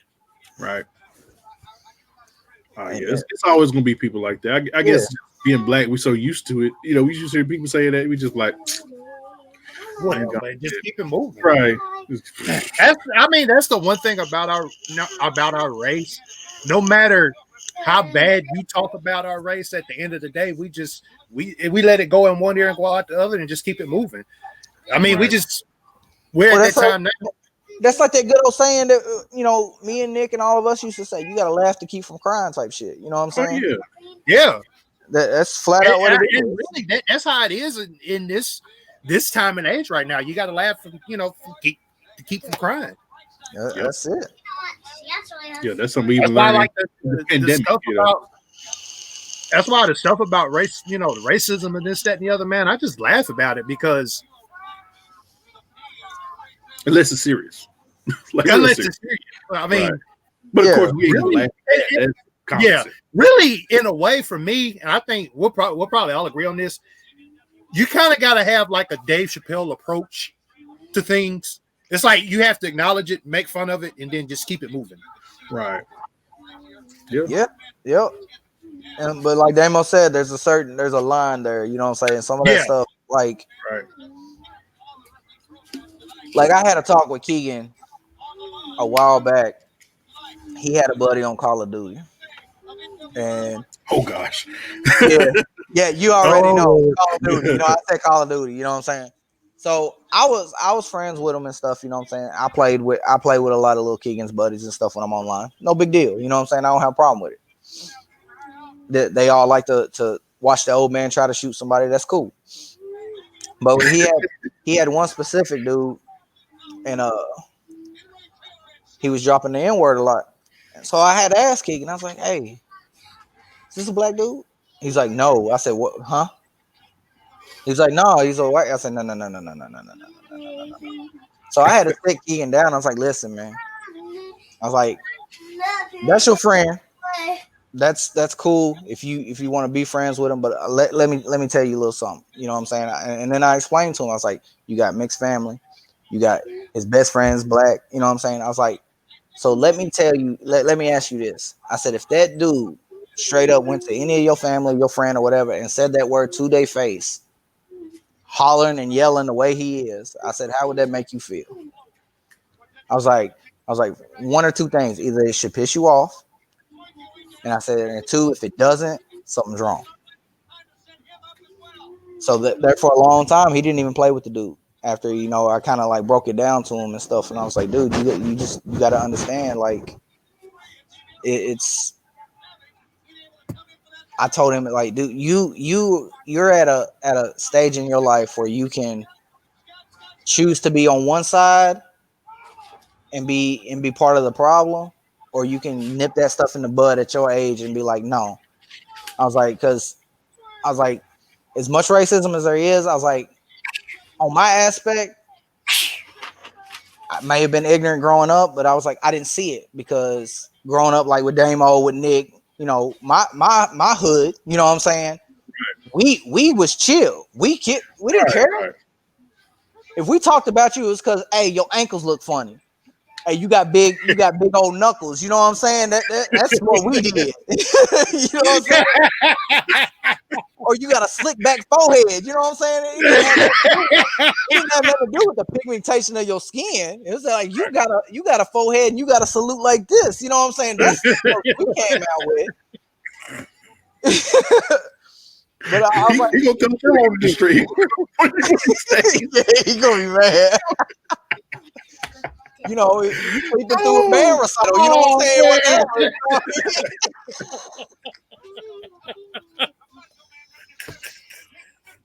But yeah, I had to break it down to him, man, because I wanted him at his age to understand, like, especially with all this Trump talk and all that whatnot. And I was like there's a lot to it, and you're just now starting to see the tip of the iceberg. Oh yeah. And at the same time, I'm not trying to force my opinions or how I grew up or how I am on him. I want him to be able to formulate his own opinions and how he feels. But at the same time, I want him to be educated in everything that he's doing. You know what I'm saying? And the best way I could do that was like, listen, you have family that are mixed race, or, you know, like your aunt, she's African American. I want you to just always picture in your mind what you say or what you do or what your friends say or what they do. If they were directing all that energy towards them, how would that make you feel?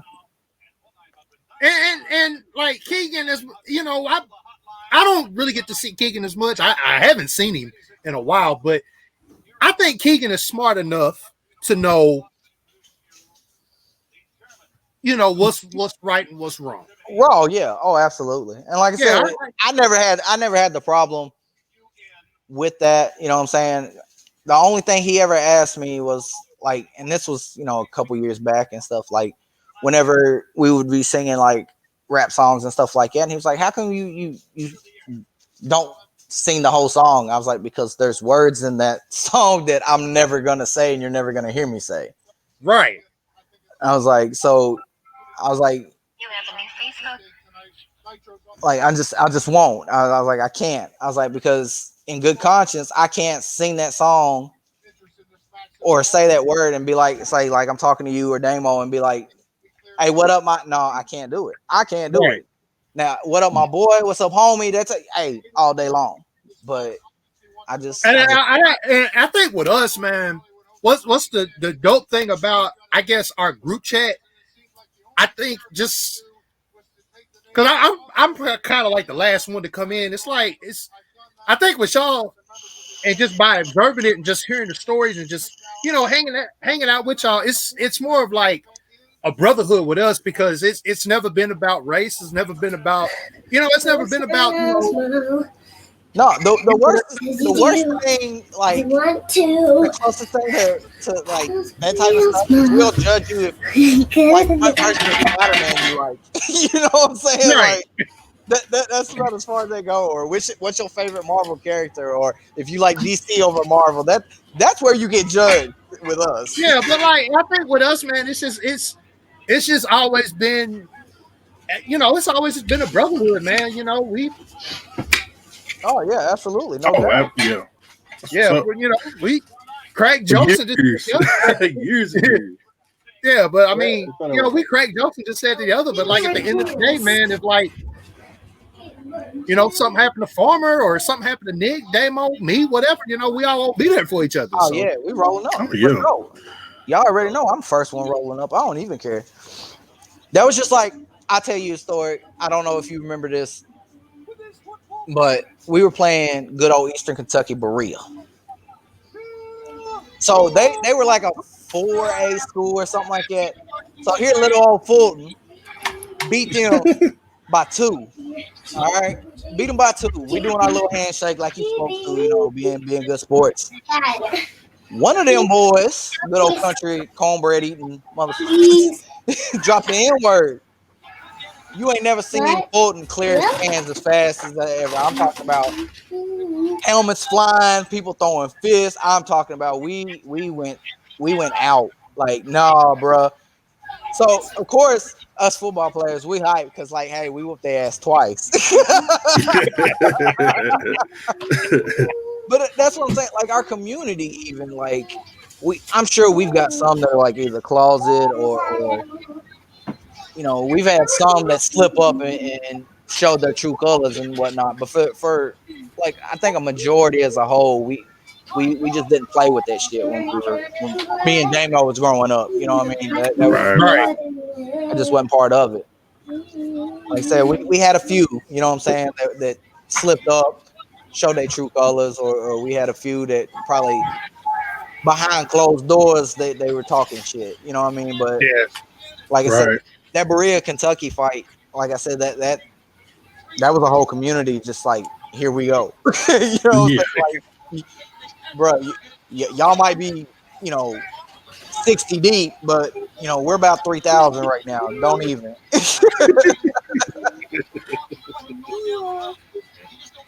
It's weird how, you know, as we're here in Southern Kentucky, Northern Tennessee, you know, of course, Western, Northern, whatever.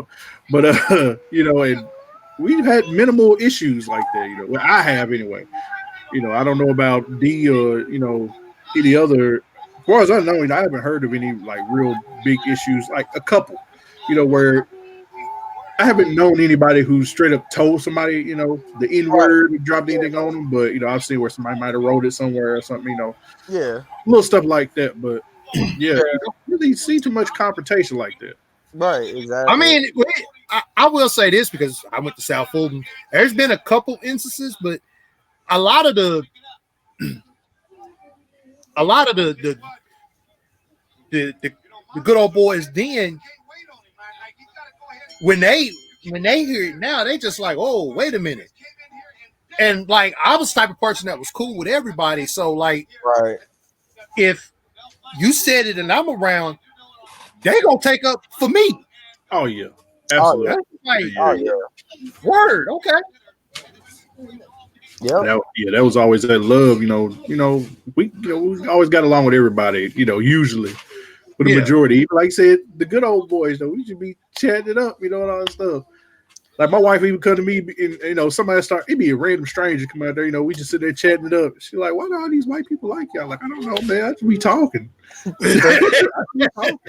They talk to them, we talk to them. Well, I mean, that's just how I was in high school. I mean, if you'd have seen me in high school, like we had our table where we ate and we talked and stuff like that. But after we got done and stuff, I roamed and went to it.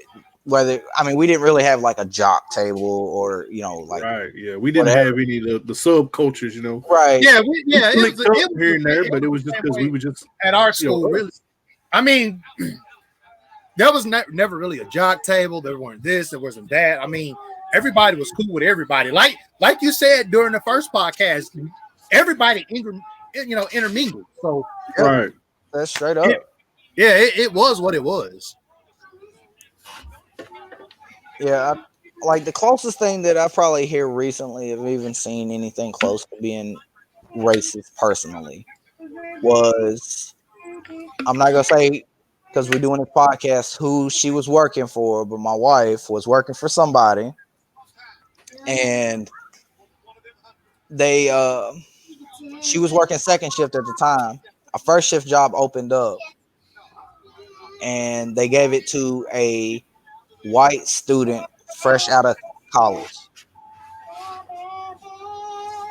And when she tried to ask him about it and whatnot, he ignored her for like 3 days and stuff like that. So we were straight up like, yo, that's some fucked up shit. That because she was one of the best techs that they had. So it wasn't her work ethic or nothing like that. She never called out. She never, missed work and none of that. So we was like putting 2 to 2 together. It's like it had to be something completely different. and there's only one thing that made her different than everybody else that worked there. So there was that, and I was just like, yeah, I'm hot headed anyway. So there for like a week, I was just like, let me roll up. Just let me roll up. That's all. Just let me. I was like, I know where you work. Just let me roll up. She's like, no, you can't. I was like, yeah, I can. And weirdly enough, I'm gonna keep it low key. Weirdly enough, just from things I've seen and kind of heard and observed, because a lot of people don't know your wife is of the Latina or Latin ethnic community. She's Latina. Yep.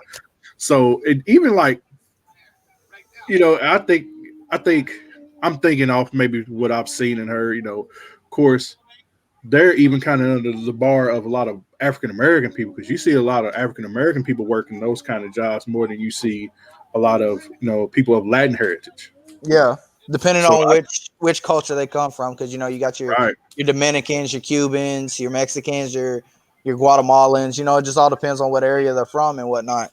Right, like one of my homegirls, she's from New York that I talked to. That's in one of my group chats, and she used to work in. I don't know if she was a nurse or something like that. And yeah, she's had a lot of issues. Like she lost her job over some old racial group. Yeah. And weirdly enough, she lives in NY. I don't know where in NY. I ain't never asked her, but yeah, shout out to Gabriella. But yeah, she's dealt with that before. Yeah, and like I said, like personally, because I keep it real, because I'm white, I don't deal with that shit. You know what I'm saying? I don't. Right. Nobody's like, all right, you can't do this because you're white, or you're not getting the job because you're white. I don't have that problem. Right. But at the same time, sadly, but I have roots. You know what I'm talking about. Yeah, I have roots so deep within my family and my wife that it might not be directed straight towards me, but that's a slap in the face of me, because these are the people I love and I cherish. Right. So it still affects you, absolutely. Yeah. If you're gonna mistreat them, or if you're gonna do, like, I will roll up. I don't care about going to jail. I really don't. It is what it is. I mean, we being honest, it ought to affect everybody. If it's a perfect world, but yeah, it really should. It really should. But you know what I'm saying? Like I said, there's been plenty of times where it's like, I'll let me roll up. I don't care. I don't blame you. Sure, I would too, especially with my old lady. Oh yeah, for sure. I had to cuss out one of my. I'm about to tell business.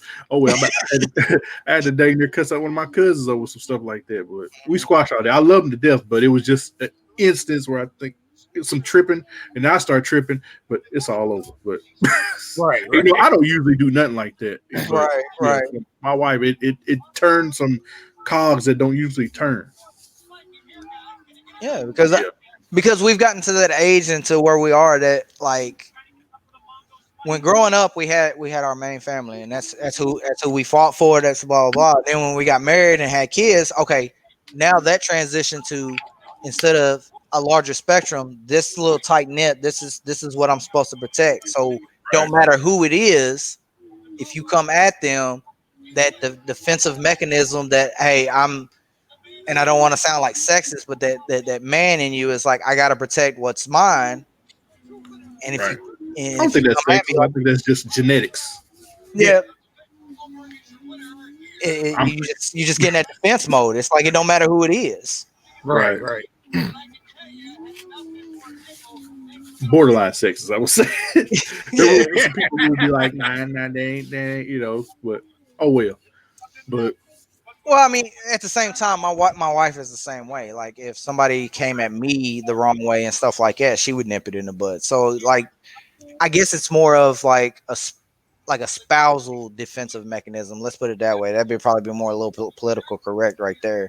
More spousal defense than it would be like a man thing. Because, like I said, my wife would clap bowls at people. I mean, she don't care. I said, I'm about to fight my camera. It's gonna be a fight right here. It's gonna brawl because I done figured out what it's doing, and I don't know why it's doing it. But man, like I said, I did that with Keegan, a year or two ago, just trying to get him into perspective. And I think now, like I don't really talk to him much about it. He's pretty much doing his own opinions and stuff. Like he's the one that texted me. Like I didn't know anything about the riots at the Capitol and stuff like that. He texted me about it, and I didn't even say nothing at first and stuff. And he's like, "It's stupid." He's like, "They didn't do this, they didn't do that," and he was even the one that was like, they didn't have nobody. They had more like National Guard and stuff there, when they did the protests a year ago compared to, and I was like, look at you, boy. That's what I'm talking about. Like, be informed. Be informed. Don't settle based on what you're seeing on the media and stuff like that, where people is like, well, Trump's the best guy in the world, blah, blah. When I signed. Yo, okay. Okay. We ain't gonna talk about that. That's the beauty of this day and age. Kids can, that is the beauty of the internet. It's not like back in the day, because we come I ain't gonna say pre-internet, but before it became like a household thing. Pre-Google. Right, we did. Exactly. Pre-Google. Right. So it was like newspapers and magazines back then to where now, kids are already on the internet, so they see the news. It's like right there in their face. Yeah. They can't, it's unavoidable. So yeah, man. Well, I TV too. Okay, say. Yeah, and they have access to so much more like educational material. I'm not saying that that's what they use the internet for, but they at least have access to it. Right. And even some of these younger kids that I've seen, like even like say like on TikTok or Instagram and stuff like that, some of them are actually using that platform and that education, and they're speaking out and having opinions for themselves, which I'm cool with that. Absolutely. Right. Oh, yeah, 100%. Yeah, because a lot of the kids now, man, they don't want to grow up in I guess you can call it segregated world. They just, they want to grow up the same way they saw, their parents or cousins or whatever grow up. Like everybody was cool with everybody. Yep. Right. They don't want to grow up in, a world like this now. And I think it's dope as fuck that these kids are using, the internet for educational purposes to, And I think some of that too is like our region. We probably were a little bit oblivious to how bad it was in like other regions because of just how, I'm not gonna say real good, but like less likely that type of stuff was to happen in our neck of the woods compared to like say California or New York. You know what I mean? Because for me, I knew there was always some kind of form of racism and whatnot, but it didn't really affect me personally that much until it was starting to get more blatant. You know what I'm saying? Like it wasn't like behind the scenes, like, oh, I don't like this black person, or hey, who you looking at, white boy? Because that's not an interaction I had to deal with on a daily basis growing up. Right. And then, even like me going to New York and stuff, like, and I'm not saying they were being like flat out racist about it and whatnot, but I was in a Spanish predominant neighborhood and like the only white guy there, you know what I'm saying? So like that right there, when I had that look at me like, hey, you in the wrong neighborhood type stuff. And I'm like, made me kind of backtrack and be like, man, this how some of my family must feel when they get pulled over, or if they go into a neighborhood that they're not supposed to be in and whatnot, you know what I'm saying? And they're getting looks like this. I was like, man, so it kind of like, even at, 25, 26 years old, I had to kind of backtrack and be like, whoa, wait a minute. Okay. Not everything is peachy as I thought it was. Right. Yeah. I'm the same way. I've never really been in an environment where, other than, no, I can't even say that I've been in an environment where it's like, as a black person around a bunch of white people, I wasn't welcomed, Right. So yeah, I can't even say I see what you're saying, but I haven't experienced it, so I don't fully understand, Yeah, but I can't easily than you have, Right. Yeah, you don't see too many places around here where it's like this is a Latin dominated area, or there's not a lot of areas where you've been in like a black dominated area and would Right. feel like you weren't welcome, Yeah, exactly. Right. So yeah. And like I said, and instead of taking that as a negative, like boo, what you looking at, or taking it like personal per se, I guess it was more of like I took it as an educational experience for myself and like kind of backtrack and be like, wait a minute, if this is how I feel in this situation, imagine what people of other ethnic backgrounds and stuff feel like in like a suburb or something like that. You know what I mean? So it's like, no, hold on, wait a minute. And like I said, that's when I got more, I guess, verbal, like even like on Facebook and all that stuff, like because back when Kaepernick was taking a knee and stuff like that, I don't hardly post nothing on Facebook, like memes maybe, Right. Right. but about the time that was happening and there was so many people being pissed off about it, I went on a full like a girlfriend that's mad at you full paragraph rant. You know what I'm saying? Like I Right. was like, no, I was like, you gotta understand why he's doing it. He has the right to do it. As a vet, I don't want to hear that bullshit saying, hey, it's disrespectful to a vet, because I'm telling them all more power to him, because that was the whole reason why we fucking put on the damn uniform in the first fucking place. So Right. like, no. So I mean, those little nuances of me learning stuff is where my voice starts to get a little louder and whatnot. And it's like I said, especially when it's my own family. I even Alex YCC, me and her argue like brother and sister. But if anybody ever did her wrong, I will pull up just like the rest of her family will. Right. Well, I think that's the thing, like I said, we never really grew up having to really deal with any of that, being millennials, we never did have to, we haven't witnessed a lot of things, because I think the biggest thing that we might have witnessed off the top of my head, and this is I'm talking from the whole thing that happened with Trayvon Martin back all the way between,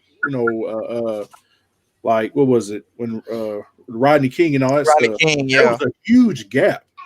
But now, since Trayvon Martin starting there, going, I mean, there were things, of course, that happened, but it wasn't in the media like it was when Trayvon Martin got killed, and all these other instances going, up to, now. Yeah, it was almost like a domino effect after like the Trayvon Martin incident. It was just like, like we didn't see nothing, then Trayvon happened, and then all of a sudden it was like boom, boom, boom, Right, that, boom. Ferguson, all the I can't. It's so many. That's sad. Yeah, That's sad. so many. Breonna Taylor, like it's just it's crazy because it's like, especially like you said, like in our neighborhood and stuff, we didn't think nothing about it, and then you see on this news about all this happening, and you're just like, whoa, wait a minute, and then another incident happens, and you're like, well, Right. that's in a whole different part of the world, you know what I'm saying? Then another incident happens, so well, that's on the other part, and it's like, okay, so it's a whole damn country, it's not just one area. Okay, got you. Right. Yes, it's a crazy world that we live in now. But look, man, come on up here. He will be in the camera so bad. Yeah, there you go. There, shining your spotlight. Pull the earphone out. Show me shirt. Represent. Show me shirt. What we Show me repping? pajamas. Wakanda! Go ahead, hit it one time. Wakanda forever. Wakanda forever. That's what's up. Man. That's what I'm talking about. There you go. That's You know what's up. what's up. Yeah, man. Like you said, there's so much stuff happening today. It's mind-boggling. Like, I honestly never thought the future at that time would ever be like this. No, you growing up, like I said, we didn't see much, but we knew it was there. But we always thought there would be progression. Right. And at this point in our lives and stuff, we never thought that we would be in a regression the way it is. Mm-hmm. Because when all this happened and Black Lives Matter movement started kicking and stuff, then all of a sudden I don't care what they say. They want to say, well, blue lives matter type stuff. No, what you just become now is you've segregated us. Yeah. Instead of saying, hey, one group is well, what you're saying is one group is better than the other, or vice versa. You should have been like, hey, this incident should have never happened. What's wrong with this one dude? Right. You know what I'm saying? And I think who was it? I think it was Chris Rock said it right. And I do believe it was him that said it. He was like, everybody was like, well, a few apples don't ruin the bunch, blah blah. And he was like, well, that's true when it comes to fruit. He's like, but one bad pilot, you can't be bad one time and crash. You got to be good all the time, and that's the same thing with the police. Right. And a lot of that is lack of training. You can join the police, carry a gun, do deadly force, and you have less training than if you used to join the military. And their whole rule of engagement stuff is weird. When I was in the military, it don't matter what situation you were in or how scared you could have been. At no point could you have taken your gun, your rifle, or anything, fired a shot at anybody unless you were shot at first. Right. Period. And that's why I don't like hearing this whole he's got to decide, in 0.5 seconds, if he's getting to go home and da da da. You think not everybody in the military didn't have that same thing over in Afghanistan or Iraq? Right. In fact, it was a lot worse. Right. As I was getting ready to say, I was like, yeah, it was a lot more of an extreme, measure over there because you're in the middle of war, Yeah, like I'll be back, for a fellas. I'm gonna take a phone call. All right, then, because for a fact that not everybody there is necessarily your friend. Like somebody that just says hello to you might be having a grenade or something in there underneath their shirt or something. Right. Whereas, here, if the police do their job correctly and whatnot, protect and serve like they're supposed to, instead of looking at every minority as a criminal and whatnot, you know what I'm saying? Because half the time, nobody's doing nothing except trying to survive. That's all that is. Like, it's if shots are fired, you know what I'm saying? Or if somebody's getting murdered, by all means, you know what I'm saying? Go in there prepared to defend whatever it is, lives, property, whatever. Right. But just a routine traffic stop, just because somebody moved and it frightened you, there's no reason to be having your gun out and pulling the trigger. There's and like I said, people argue with me blue in the face, and they'll be like, well, there's been plenty of incidents where, a police officer been shot because he didn't think nothing about it. That's one of those things where they got to go back to their whole situation, what they just explained. He was like, hey, one bad cop doesn't mean everybody's bad. Okay, well, one person that shot that cop doesn't mean you have to do that traffic stop that same way every freaking time. Right. So you're basically canceling out what you're saying if you want everybody to do it a certain way, like treat every traffic stop as, hey, this person is armed and dangerous. Okay, then every time I get stopped, I got to believe that, one of my boys is going to get shot. 100%. Right. Yeah, exactly. It's always, it's sad because, I mean, even in the era we live in, like that being so small, you still, with stuff going on, you are more mindful of, seeing people pulled over, and especially, if they're black, or Yep. A person like me or Dee, somebody gets pulled over, I'm sitting there, I'm looking at the cops a little sideways because I'm like, I can go, they take me out, Absolutely. And it sucks. It really sucks to see that because you grow up learning, of course, police are protecting the servant. I'm not saying every cop is, of course, every cop ain't bad, it's bad, but it's always in the back of your mind. It's like, what if this is that one day, I mean, it's just like, to make a weird what do you call that kind of weird parallel is like, what if you go into I don't know, I'm about to go on something crazy. What if you go into a pool you know, that's got a a hair dryer or something in it. You don't know if it's on or off, but if you step in there, you might get electrocuted. Yep. But, there may be a certain percentage of the time, it might be off, but who knows? Same thing with a cop. Who knows if this is the day, you get pulled over and might get shot as a black person. Yep. I know that's a weird reference. No, that kind of makes sense because I mean, you got to think of it as the same way to a gun. You don't know if that gun's going to go off or if it's going to be on. You know what I'm saying? So it's like you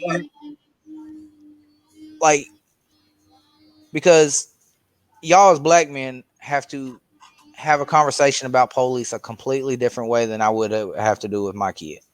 Right. And it's not funny. It's the messed up thing about it is, as a white kid getting pulled over for police, if he bad talks a police officer or he moves around how he wants to, he's less likely to get shot than a black kid or a Hispanic kid or something like that. Right. It's to the point where you gotta you gotta tell them, you do what you're told, hands on both wheels, always explain to them what you're doing, tell them, hey, look what I'm doing, that type of stuff, just to protect them from not getting in a situation where now my kid's not coming home. Right, exactly. Yeah, you got to have a whole different conversation. Conversation, as they say, that you shouldn't have to have, but you do. But, yeah, that's the reality of it. You just have to have it. Right. And that's the sad thing too, because like I said, I've had cousins almost killed by the police because of it. You know what I'm saying? And I know for a fact to this day, if he would have been like full blown white, they probably wouldn't have went that extreme with it. You know what I'm saying? And then I think about my niece, Alex and Cece are going to have that conversation with her when she gets older. Yep. So it's a sad day. Like I said, as us growing up, we wanted everything to be progressive and all that, and it just seems like the more we want to lean that way, it seems like we're pulling more back towards the 60s. You get what I'm saying? Y'all don't know what I'm laughing at. That's all because I wasn't trying to laugh at the conversation. No, it's almost like. But your son is in the chat. Just to let you know. Oh Lord! Look, hey, it's all the thing that happened before. Put them on blast. Yeah, I see it right there. It doesn't even matter anymore. Hi again. What's up, Keegan, man? What's going on? Oh, heck no. Hi. Facts. I speak facts daily. What are you talking about? Hi. D, I'm gonna let you know you sound like a transformer right now, bro. Yeah, man. Yeah, like you doing Tommy Gatto, Mr. Roboto over there, bro. Heck no, I just happened to look over to the side. I was like, somebody's doing the shit. What is going over the stream? I don't know, bro. Will you please? It's streaming. You learn about it, man. Sometimes it's up, sometimes it's down. Yeah. Yeah, that's funny. Yeah. Because you started laughing and you said my son was in there, and then I looked over and I was like, oh. Okay, hold on, man. Oh, that's funny. That's hilarious. I was like, who is that? I was like, oh, bro, it's your son, man. You were just talking about. Yeah, I sure was. Then he said some dumb stuff like that. You know what I mean? Wait, how old is your son? 13. Oh, shoot. If he had a camera, I'd put him on there. Oh, he got one? Shoot, tell him come through. Get old father. Sure he heard. I'm sure he heard. Because I remember last time we did a podcast, he wanted him bad. Oh no, he couldn't be a part of that one. Yeah, I forgot about that. Yeah, that was a little above his age range at that moment. He could be in that one. Hey, I sent him the link to wait, hold up. Boy, don't be touching that PC until I get up there, man.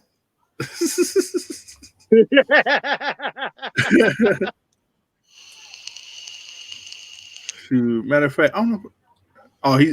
He's building his PC out. That's so. Well, he's on his laptop right now, probably.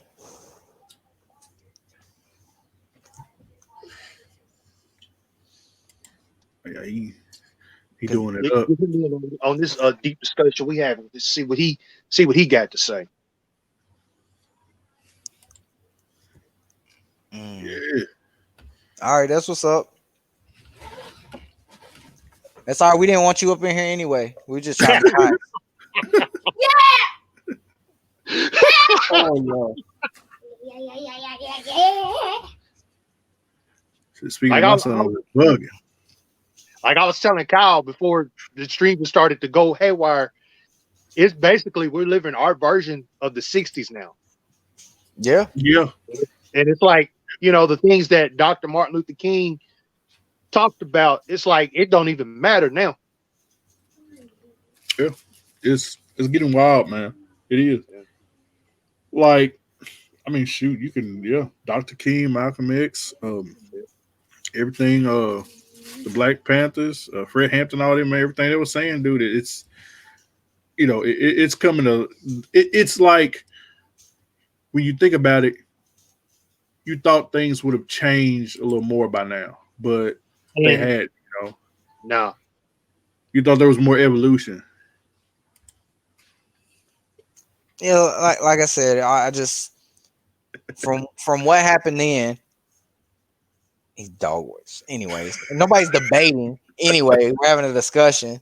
Learn your facts. But anyway, we would thought from the 60s where the civil rights movements and all that good stuff, and it's like, all right, boom, okay. Then we finally got rid of segregation, and you thought we would keep moving on down that line, and instead of moving forward in a straight line, now it seems like there was a curve in the road somewhere, and we circled back and got lost somewhere.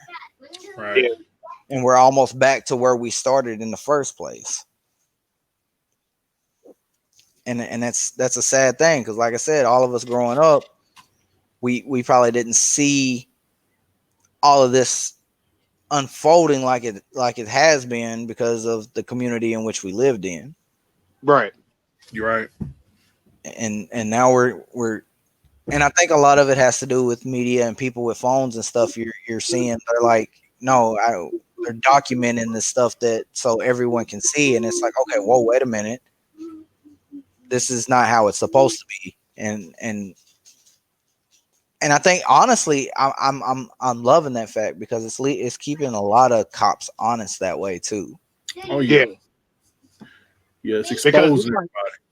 Yeah, because it's like now, when you get into a situation with a cop, the first thing you do is you pull out that phone. Oh, or somebody's recording you. Yep. So that's why I seen like a bunch of like videos and I figure it's a bunch of. Hold on, let me talk to you. Y'all keep moving for 1 second. All right.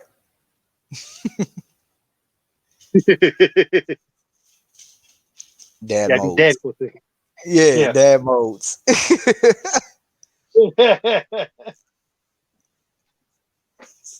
But yeah, I mean, it's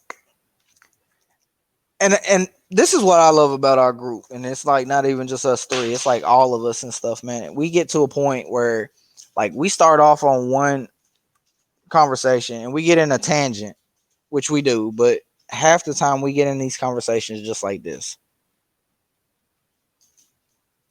It's like we start off talking about video games, and then other things tie into what we start talking about, and then we get into some real deep convos. Yeah, and I mean that's the one thing I dig about our group. We can set up and crack jokes 1 minute and this, that, and the other, and then we can have a deep conversation about this. I mean, that's and I think this is something just not amongst us, but it needs to be talked about. Oh yeah, definitely. I mean, you being a parent, you having this discussion, this same discussion with Keegan. Damo's going to eventually have this same discussion with his kids. Alex going to have the same discussion with his little girl. So I mean, it's better to talk about it now rather than later down the line, because Yeah, because like my thing is hold on, give me 1 second. My thing in it is like this is the time to talk about it, because then you get points of views from both sides, right, or multiple sides, depending. Right now it's 3 of us and whatnot, but you get opinions and stuff, and you talk about it, and some of this stuff is like, some of it you might not even thought about. You know what I mean? Like, oh wait, I didn't think about it from that aspect of it, and then it kind of makes you think and kind of look back at, not necessarily saying necessarily if your opinion's wrong or something like that, but more of like be more aware of like certain situations. Like I said, like me, I wouldn't, like, I was aware of it, but not to the extent until like, I got married to Dee and stuff like that, about everything that happens outside of our community and whatnot. yeah. It's like once you experience it, and it's like, oh, okay, I see what you're talking about now. Right. And it's just like now, man. That's just the world we live in now. It's people didn't believe the stuff, but now they're seeing it, and it's like, oh, okay, Yep, that's for sure. now we understand. Yep. Yeah. And I think that's what's happened with some of these suburbia blue collar families and stuff. They would never have experienced any of that or seen any of that, and then they start to see it on the news and whatnot, and so you that's where you're getting a lot of these, like,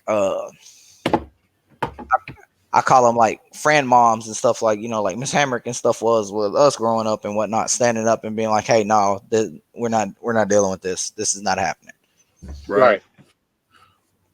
That's it's waking a lot of people up. Yeah, it is. It definitely is. And I think as a whole, we're all going to be better for it, to be honest. Yeah. Yep. Like, as difficult as it is right now, how everything is, what it has done is opened up discussion. Right. And not even on a political scale or a large scale like that. It's actually opened up conversations in homes, communities, towns, cities, even like with us, friends and stuff that, might not have seen certain situations or opinions in a certain light until, the discussions have been open. And like I said, if none of this stuff would have happened, we probably still would have been in, our own little world thinking everything's cool. Yeah, and I think once everything is all said and done, I ain't gonna necessarily say it's never going to be over, but I think at the end of the day, when people do have these discussions and they start to see things, we can all try, keyword being try, to work toward a better tomorrow. You know what I'm saying? Yeah.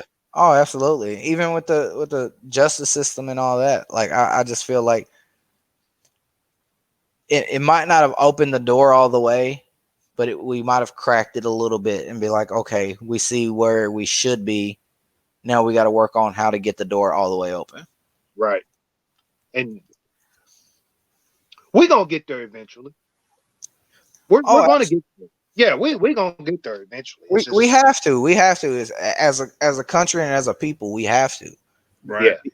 Because here's another thing about it. Like, with everything that's going on, whether it be in politics, whether it be, this racism going on and whatnot, right now in the world, we are a laughing stock as a country.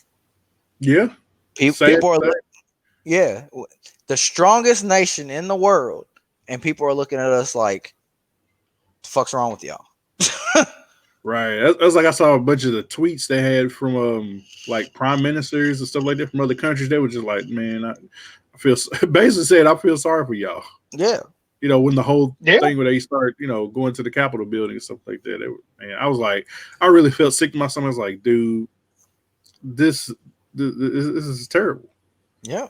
And it is. Like I said, it's sad when you have other countries that depend on us when times get hard.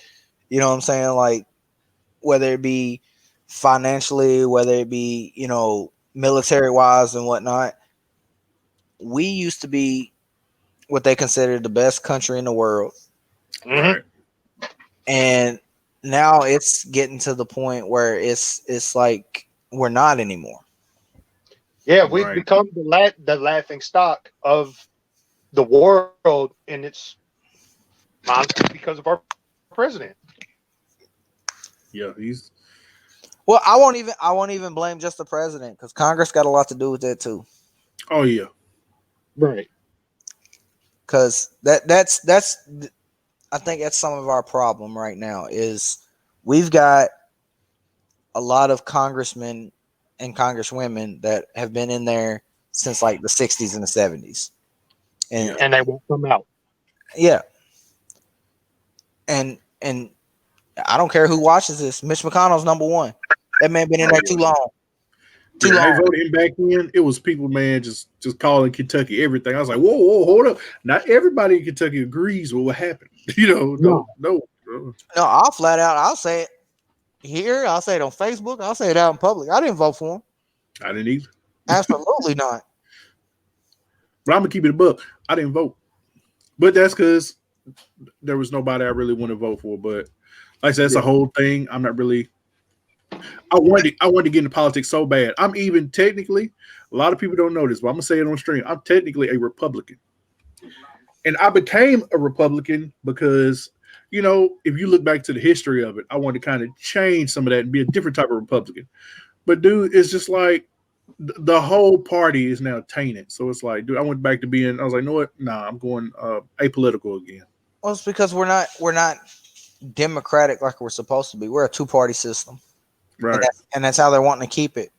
Because politically they can keep it in power one way or the other. Oh yeah. That's like my wife, she had voted Joe what is it? Jorgensen? Yeah, libertarian. Yep, I did too. Right. And I told her, I was like, look, I'm gonna keep it real. The thing is, like, those third parties will never get that kind of power because it's something like if they get so many votes in, they'll be considered like, I guess, kind of like the third wheel. But it'll never happen because the Democrats and Republicans won't allow it. They won't allow it. I won't even blame politics as in actual senators and all. You know who I blame? I blame the people with the whole mindset of if you vote third party, it's a wasted vote. As soon as you have that mentality, it does become a wasted vote because now everybody's going to be either backtracking or they'll be like, well, I don't like the Republican, I don't like the Democrat, but I'm going to waste my vote if I vote for somebody else. Right. Because Joe Jorgensen, even though she didn't get nearly as many votes as anybody else, she still got the most votes that a third party independent party has ever gotten in a presidential race. Right. And she got like, I think it was like somewhere around 1.5 million. Don't quote me on that, but it was somewhere around there. Panther. Right. So but that's because, you know, there will be people who obviously Trump shifted a lot of people away from him. So I think that's what it was. They weren't going to go for Biden, so they were going to vote for somebody else. Trust me, if I thought that, you know, the independents would have had a chance, I would have went independent. Oh, sure. absolutely. Because I I follow a dude on the YouTube. I told Dee about him, Young Ripper, and he's a libertarian. And no, I'm into a lot of his stuff and a lot of stuff he talks of, you know, and a lot of the ideas behind it. Dude, chill out. But and I was leaning toward that way, but I was like, dude, and that's what I was thinking. I was like, man, they're not gonna allow a third party in there. Right. But this is, of course, after I had became Republican. But yeah, I'm going back apolitical. It's just it's like I said, politics, but I just don't think what's happening now is going to woo me into. It's not true politics though. true politics. Absolutely, you're right. True politics. You can go back all the way to the Romans and the Greeks. Right. They when they you know, and every government's been corrupt at some point. You know what I'm saying? Yeah. That's a given. Mm-hmm. It is what it is. But they didn't have like a two-party system. They had, hey, these are who's gonna govern our people. You know what I mean? Right. And we've gotten past that to where it's being political is almost being like, hey, I'm white, I'm black, I don't like you. You know that it's the new gang war. Yeah, it's straight up. It's Bloods and Crips. Yeah, plain and simple. That's what it is. It's the political. It's the political Bloods and Crips. That's what it is. Hey, I'm red, I'm blue, I don't like you. That don't make no sense to me. Right. Yeah. And I'll tell you why I went libertarian and why I went for Joe Jorgensen. And this is what got me towards her. Because like I said, I wasn't crazy about Biden, but at the same time I wasn't like against Biden. Right. But I definitely didn't like the policies of Trump. Right. But with her, the policies that she believed in, I'm not saying she'd been able to enforce, but the policies she believed in, she basically took all the good pros that the Republicans had or wanted to do, and she took all the Democrats' pros and stuff that they wanted to do that would have been good, and that was all her views. Which I know, you know, none of that would have been like 100% would have been able to do all that. You know what I mean? Right. Oh yeah, that's a given. Yeah. Yeah. But it was like you believe in the Second Amendment, but at the same time you want like the guns to be safer. Cool. You know what I'm saying? Because I'm pro gun, but at the same time, you know, certain guns should be out of certain people's hands. Oh, absolutely. Yeah. You know what I'm saying? And it's the same way with like taxes. You know what I'm saying? She believed in like taxing a certain amount compared to not taxing the poor as badly. You know what I'm saying? So it was a lot of like she was taking both sides and was like, this is what we should do with it. And it was like, okay, that makes sense instead of doing one or the other because that hasn't been working. Yeah, because didn't she want to like increase like tax for like the rich and stuff like that? Yeah, they weren't gonna have that. Yeah. They weren't gonna have that. And that's a lot of our problem too, is big businesses has their hand in the everything. You're right. And it's kind of sad. I understand it, but it's kind of sad at the same time. I mean, yeah, I do believe in capitalism. You know, you make your money, that's your money. Yeah. But at the same time, it's like, look, you're not going to miss a certain amount of money. It would help some people, you know, on the bottom. Now, don't get me wrong. There's people on the bottom that abuse it. I'm not going to lie. Yeah, absolutely. But, you know, just scraping a little extra off the top, it wouldn't hurt a rich person. But at the same time, there's people on the bottom that are cheating the system, but so are the people at top. Right. Oh, absolutely. If not, probably abuse it. I'm not going to say abuse it more, but it affects more when they do abuse it. Yeah, and they take advantage of situations like being the fact that like, hey, I'm going to do this on purpose because then it counts as a loss, even though it doesn't hurt my pockets personally. Right. And I'm not going to have to pay no taxes for 3 years. Right. Exactly. I was saying they're getting these giant tax cuts to where, you know, if somebody cheats the system and they're poor, you know, at least they're just trying to survive more than anything. It's not like that's an individual situation right there. I'm trying to do that. You know what I mean?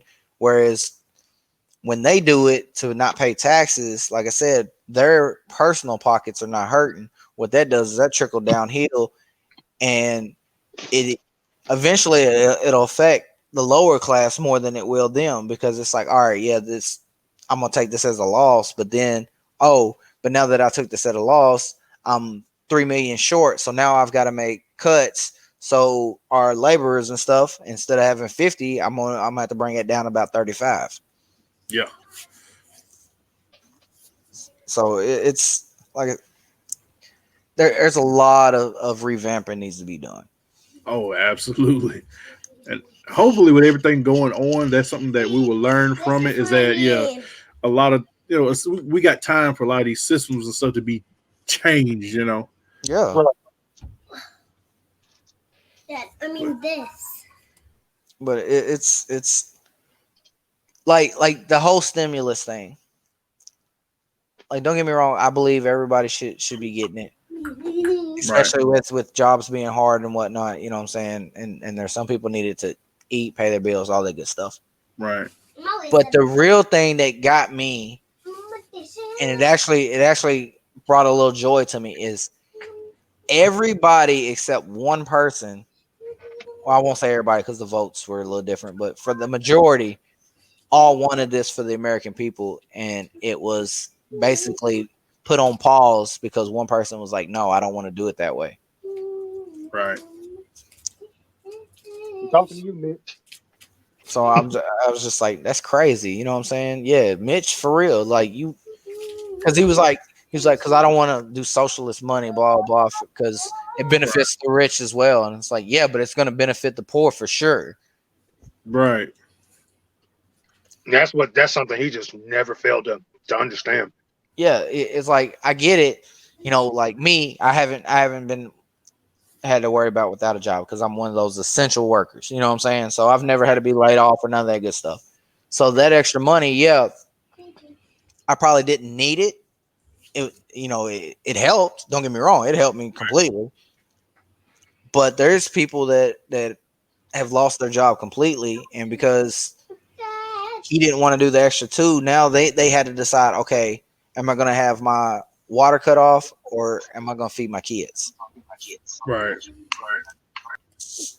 And that's the thing with them, is they got to start weighing. It's like, yeah, we don't want to help these certain businesses or whatnot because they're already making profits off this anyway. But as a whole, we need to do this because it's going to help the low man. Right. Because I didn't really, of course, we live in an area with like, everything. We don't have like a cost of living or anything, but like I didn't rationalize it until I saw some tweets and people were talking about, $600. That's not even rent. And yeah, like of course, in those places, yeah, $600 is nothing. Once they pay that. Well, that's just like the cutoff. Like the cutoff for the 600 was what, 75,000 for an individual. Mm-hmm. Yeah. Minimum wage and everything in the state of California, and I think they said San Francisco, like was living there. The lowest person was making like somewhere around 75. So all them people that were living, as poor as can be, not being able to pay their bills and whatnot, still wasn't getting that stimulus because they still made more than what the package said. So right, I'm saying they get cut. Gosh, that's nuts. Man, yeah, that's something, man. Something's got to change. Yeah, and with the vaccine and all this, they've got to come up with a better system than to just shut everything down. Yeah, because at this point, all it's doing is it's hurting the low man. It's hurting our economy and all that stuff. I mean, you're people with college degrees. Y'all have, professionals telling you, this, that, and the third. They've got to be able to come up with something that's going to allow us to open up, but still be safe at the same time with all this COVID stuff. I mean, it don't make no sense. Like, you're some of the smartest people in the world, and you telling me you can't figure something out? Right. I think I have the faith that like I said, just some inner thought. I got the faith that they will, but I think, they didn't see it coming, so it hit them so fast they didn't have time to, think. So I'm hoping in the future that they will. Yeah, well, that all depends on what you believe and what you don't believe. Because there's some I'll call them conspiracy theories right now that they knew about this virus long before it ever hit our shores. I could dive into that. I told Dee all about the stuff. Like, yeah, I'm gonna keep it real. I think I had COVID back in last November. Yeah, where it was like a dang cough that wouldn't go away for like a month. A cough? Oh no, it wasn't just a cough. I thought I was about dead, bro. Oh, me too. Me, mom, Dee. My dad didn't get it. I think. Well, I know us three for sure. We had it. Where it was a cough, it was a fever, it felt like the flu, didn't want to get out of the bed and stuff like that. Like, it was rough. Oh, yes. It was rough. Same symptoms. You know how they say you lose taste and lose smell? Lost it.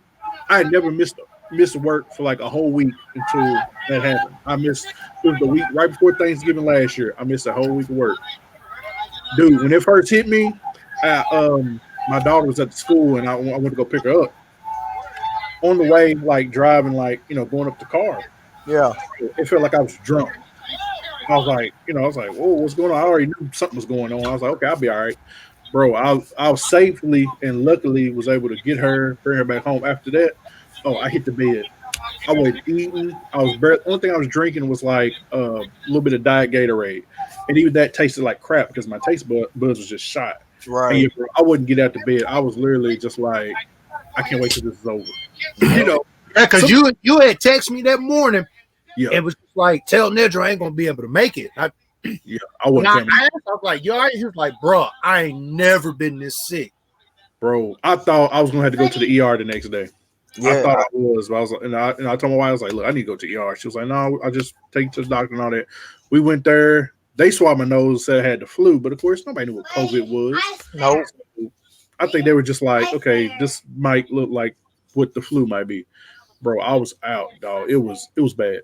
Like, I literally lost maybe like 15, 20 something pounds just from being sick. Like, it was rough. Yep.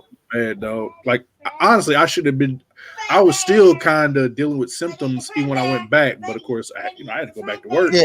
Yeah. And of course, we didn't know what it was at the time either. So right. I didn't, so I just did what I had to do. Because, but see, my wife had it too, but it didn't hit her nowhere near as bad. Right. But when it hit me, bro, I was in the bed, like, out. Well, see, that was the thing. Like, that first week, I had the fevers, the chills, laying in bed and whatnot. And it was like 2-3 weeks after that, I still had that cough that I just could not get rid of. And it wasn't until, like, almost, like, halfway through December, almost January the following year before, like, all right, I'm cool. Right. So that's why I'm kind of like, I don't believe it hit as fast as they're trying to make everybody else believe. I got a feeling like they knew that it was here. They just didn't do nothing to prepare for it because they were just like, oh, it's going to be like the flu, no big deal. Right. I think it came here, it spread a little bit, but then, of course, when it hit hard over there, and then it, of course, it's going to start spreading, bigger where else after that. It was just a matter of time because over there it was literally like a large cluster, infecting. It's like, okay, it's gonna go worldwide anytime soon. I already knew. Well, their population lives a lot closer, compared to us and stuff. They're a lot bigger. Yeah, population's a lot higher, so it's. I don't believe the conspiracy where it's man-made. That I don't believe. Because it's either way. Because here's my thing. If it was man-made, it would have hit one region and that would have been it. You get what I'm saying? Like they're trying to say, China manufactured. Well, China wouldn't have infected half their population with it just to see if it worked to send it to America. You know what I'm saying? Like, that's not how biological warfare works. Well, no, not unless if they didn't put it out. But at the same time, I'm kind of like, I'm both ways on it. Like, I don't like, it's possible, but I just don't see it. Right.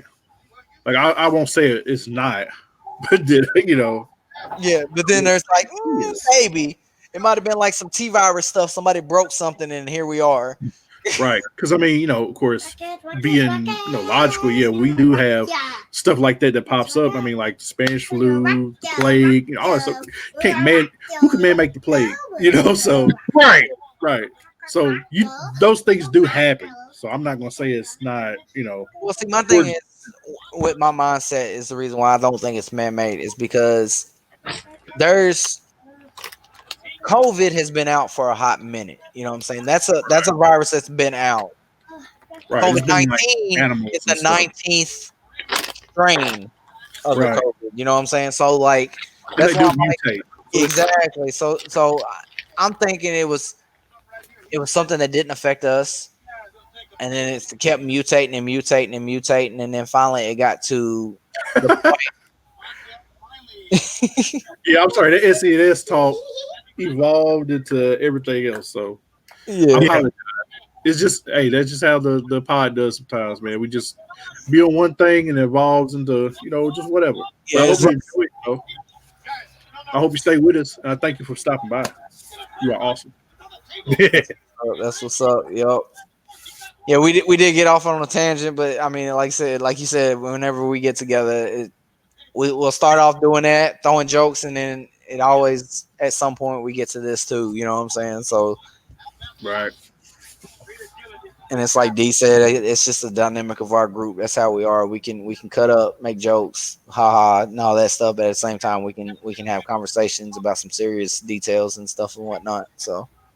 Right. We were on SCDS like, okay, look at where's the camera? Like here, just like, ooh. But I mean, I can't sit here and say that this isn't important conversation because it is, and I know a lot of people are probably tired of hearing it, but it's a conversation that honestly, I mean, even we're tired of hearing it, but at the same time, you're always going to hear it. Yeah. No matter what, it's just the sign of the times, Well, the thing is you're tired of hearing it because nothing's changing at the moment. Oh, yeah, absolutely. So, you wouldn't get tired of hearing it if it would be a different, like, okay, in today's news, we have stepped up and now, all cops are held accountable for their actions, this, that, and the third, or, Right. death rates have went down on African-American teenage males, blah, blah, something positive within all the conversation. But until a little bit of mental rest. Yeah, but until that happens, this is it's beating a dead horse. But you know what? I'm gonna beat it until there's nothing left. It is what it is. Right. So I mean, it's just the way it is. That's the way the cookie crumbles. That's the way the ball bounces. G. The ball bounces. G. Yeah. But I will say we probably are coming to a close. My man in here talk about so stupid. I swear. My dude Keegan, I'm sorry we were this so late, bro. You got here late, so we'll get you in on maybe the next pod. Yeah, for real. Is that cool? We'll get you on the next one, bro. Yeah. We'll talk about. Hey, I tell you what. If you come up with a topic, we'll talk about that. And I guess in closing, I just want to say I want to thank my brothers Kyle and Dee the Toy Hunter for being here. Kyle, don't you have a Twitch channel? Yeah, man. I ain't been on it in a hot minute though. But man. But I'll drop it. So I'm gonna spell it out for you because you're gonna because you're not gonna be able to just go by name. So my Twitch channel is Satisfoculypse, and it's SATISFOCULYPSE. And most of the time I'm either streaming Destiny. I might actually start streaming here in the next few days. I got that new Assassin's Creed Valhalla, so I'm probably gonna start streaming that and stuff. Yeah, do that, bro. Do it. Yeah, but anytime y'all want to stop by and stuff and holler at me while I'm on the stream, y'all more welcome to. More the merrier. Oh, that's what's up. And D, go ahead, shout out the channel, bro.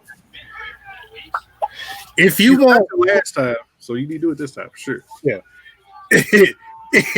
If you want toy hunting and hip hop all in one channel, look me up on YouTube, Dee the Toy Hunter. You can find me on IG. You can find me on Twitter. And me, I'm just all about toy hunting, having a good time, cracking jokes, and most importantly, just living life. That's what's up. That's what's up. And more than anything, I want to thank you, brothers, for coming by. I want to thank everybody. Keegan, Crichton 8-Ball fan, I see you. Thank y'all for coming by, and whoever else sees this, because I'll probably more likely post this on YouTube as well, because that way kind of preserve the content.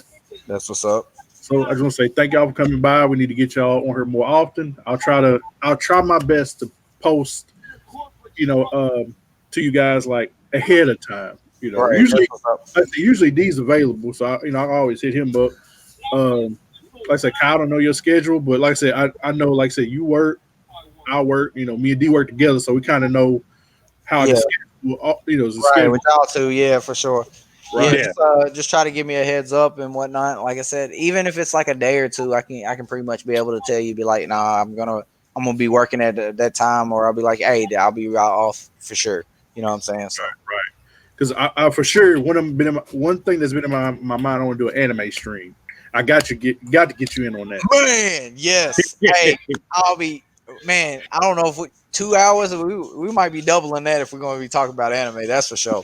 Because there's a lot of stuff I had been current with, but we'll talk about that. We'll get on that. We'll get on that. Yeah, for sure.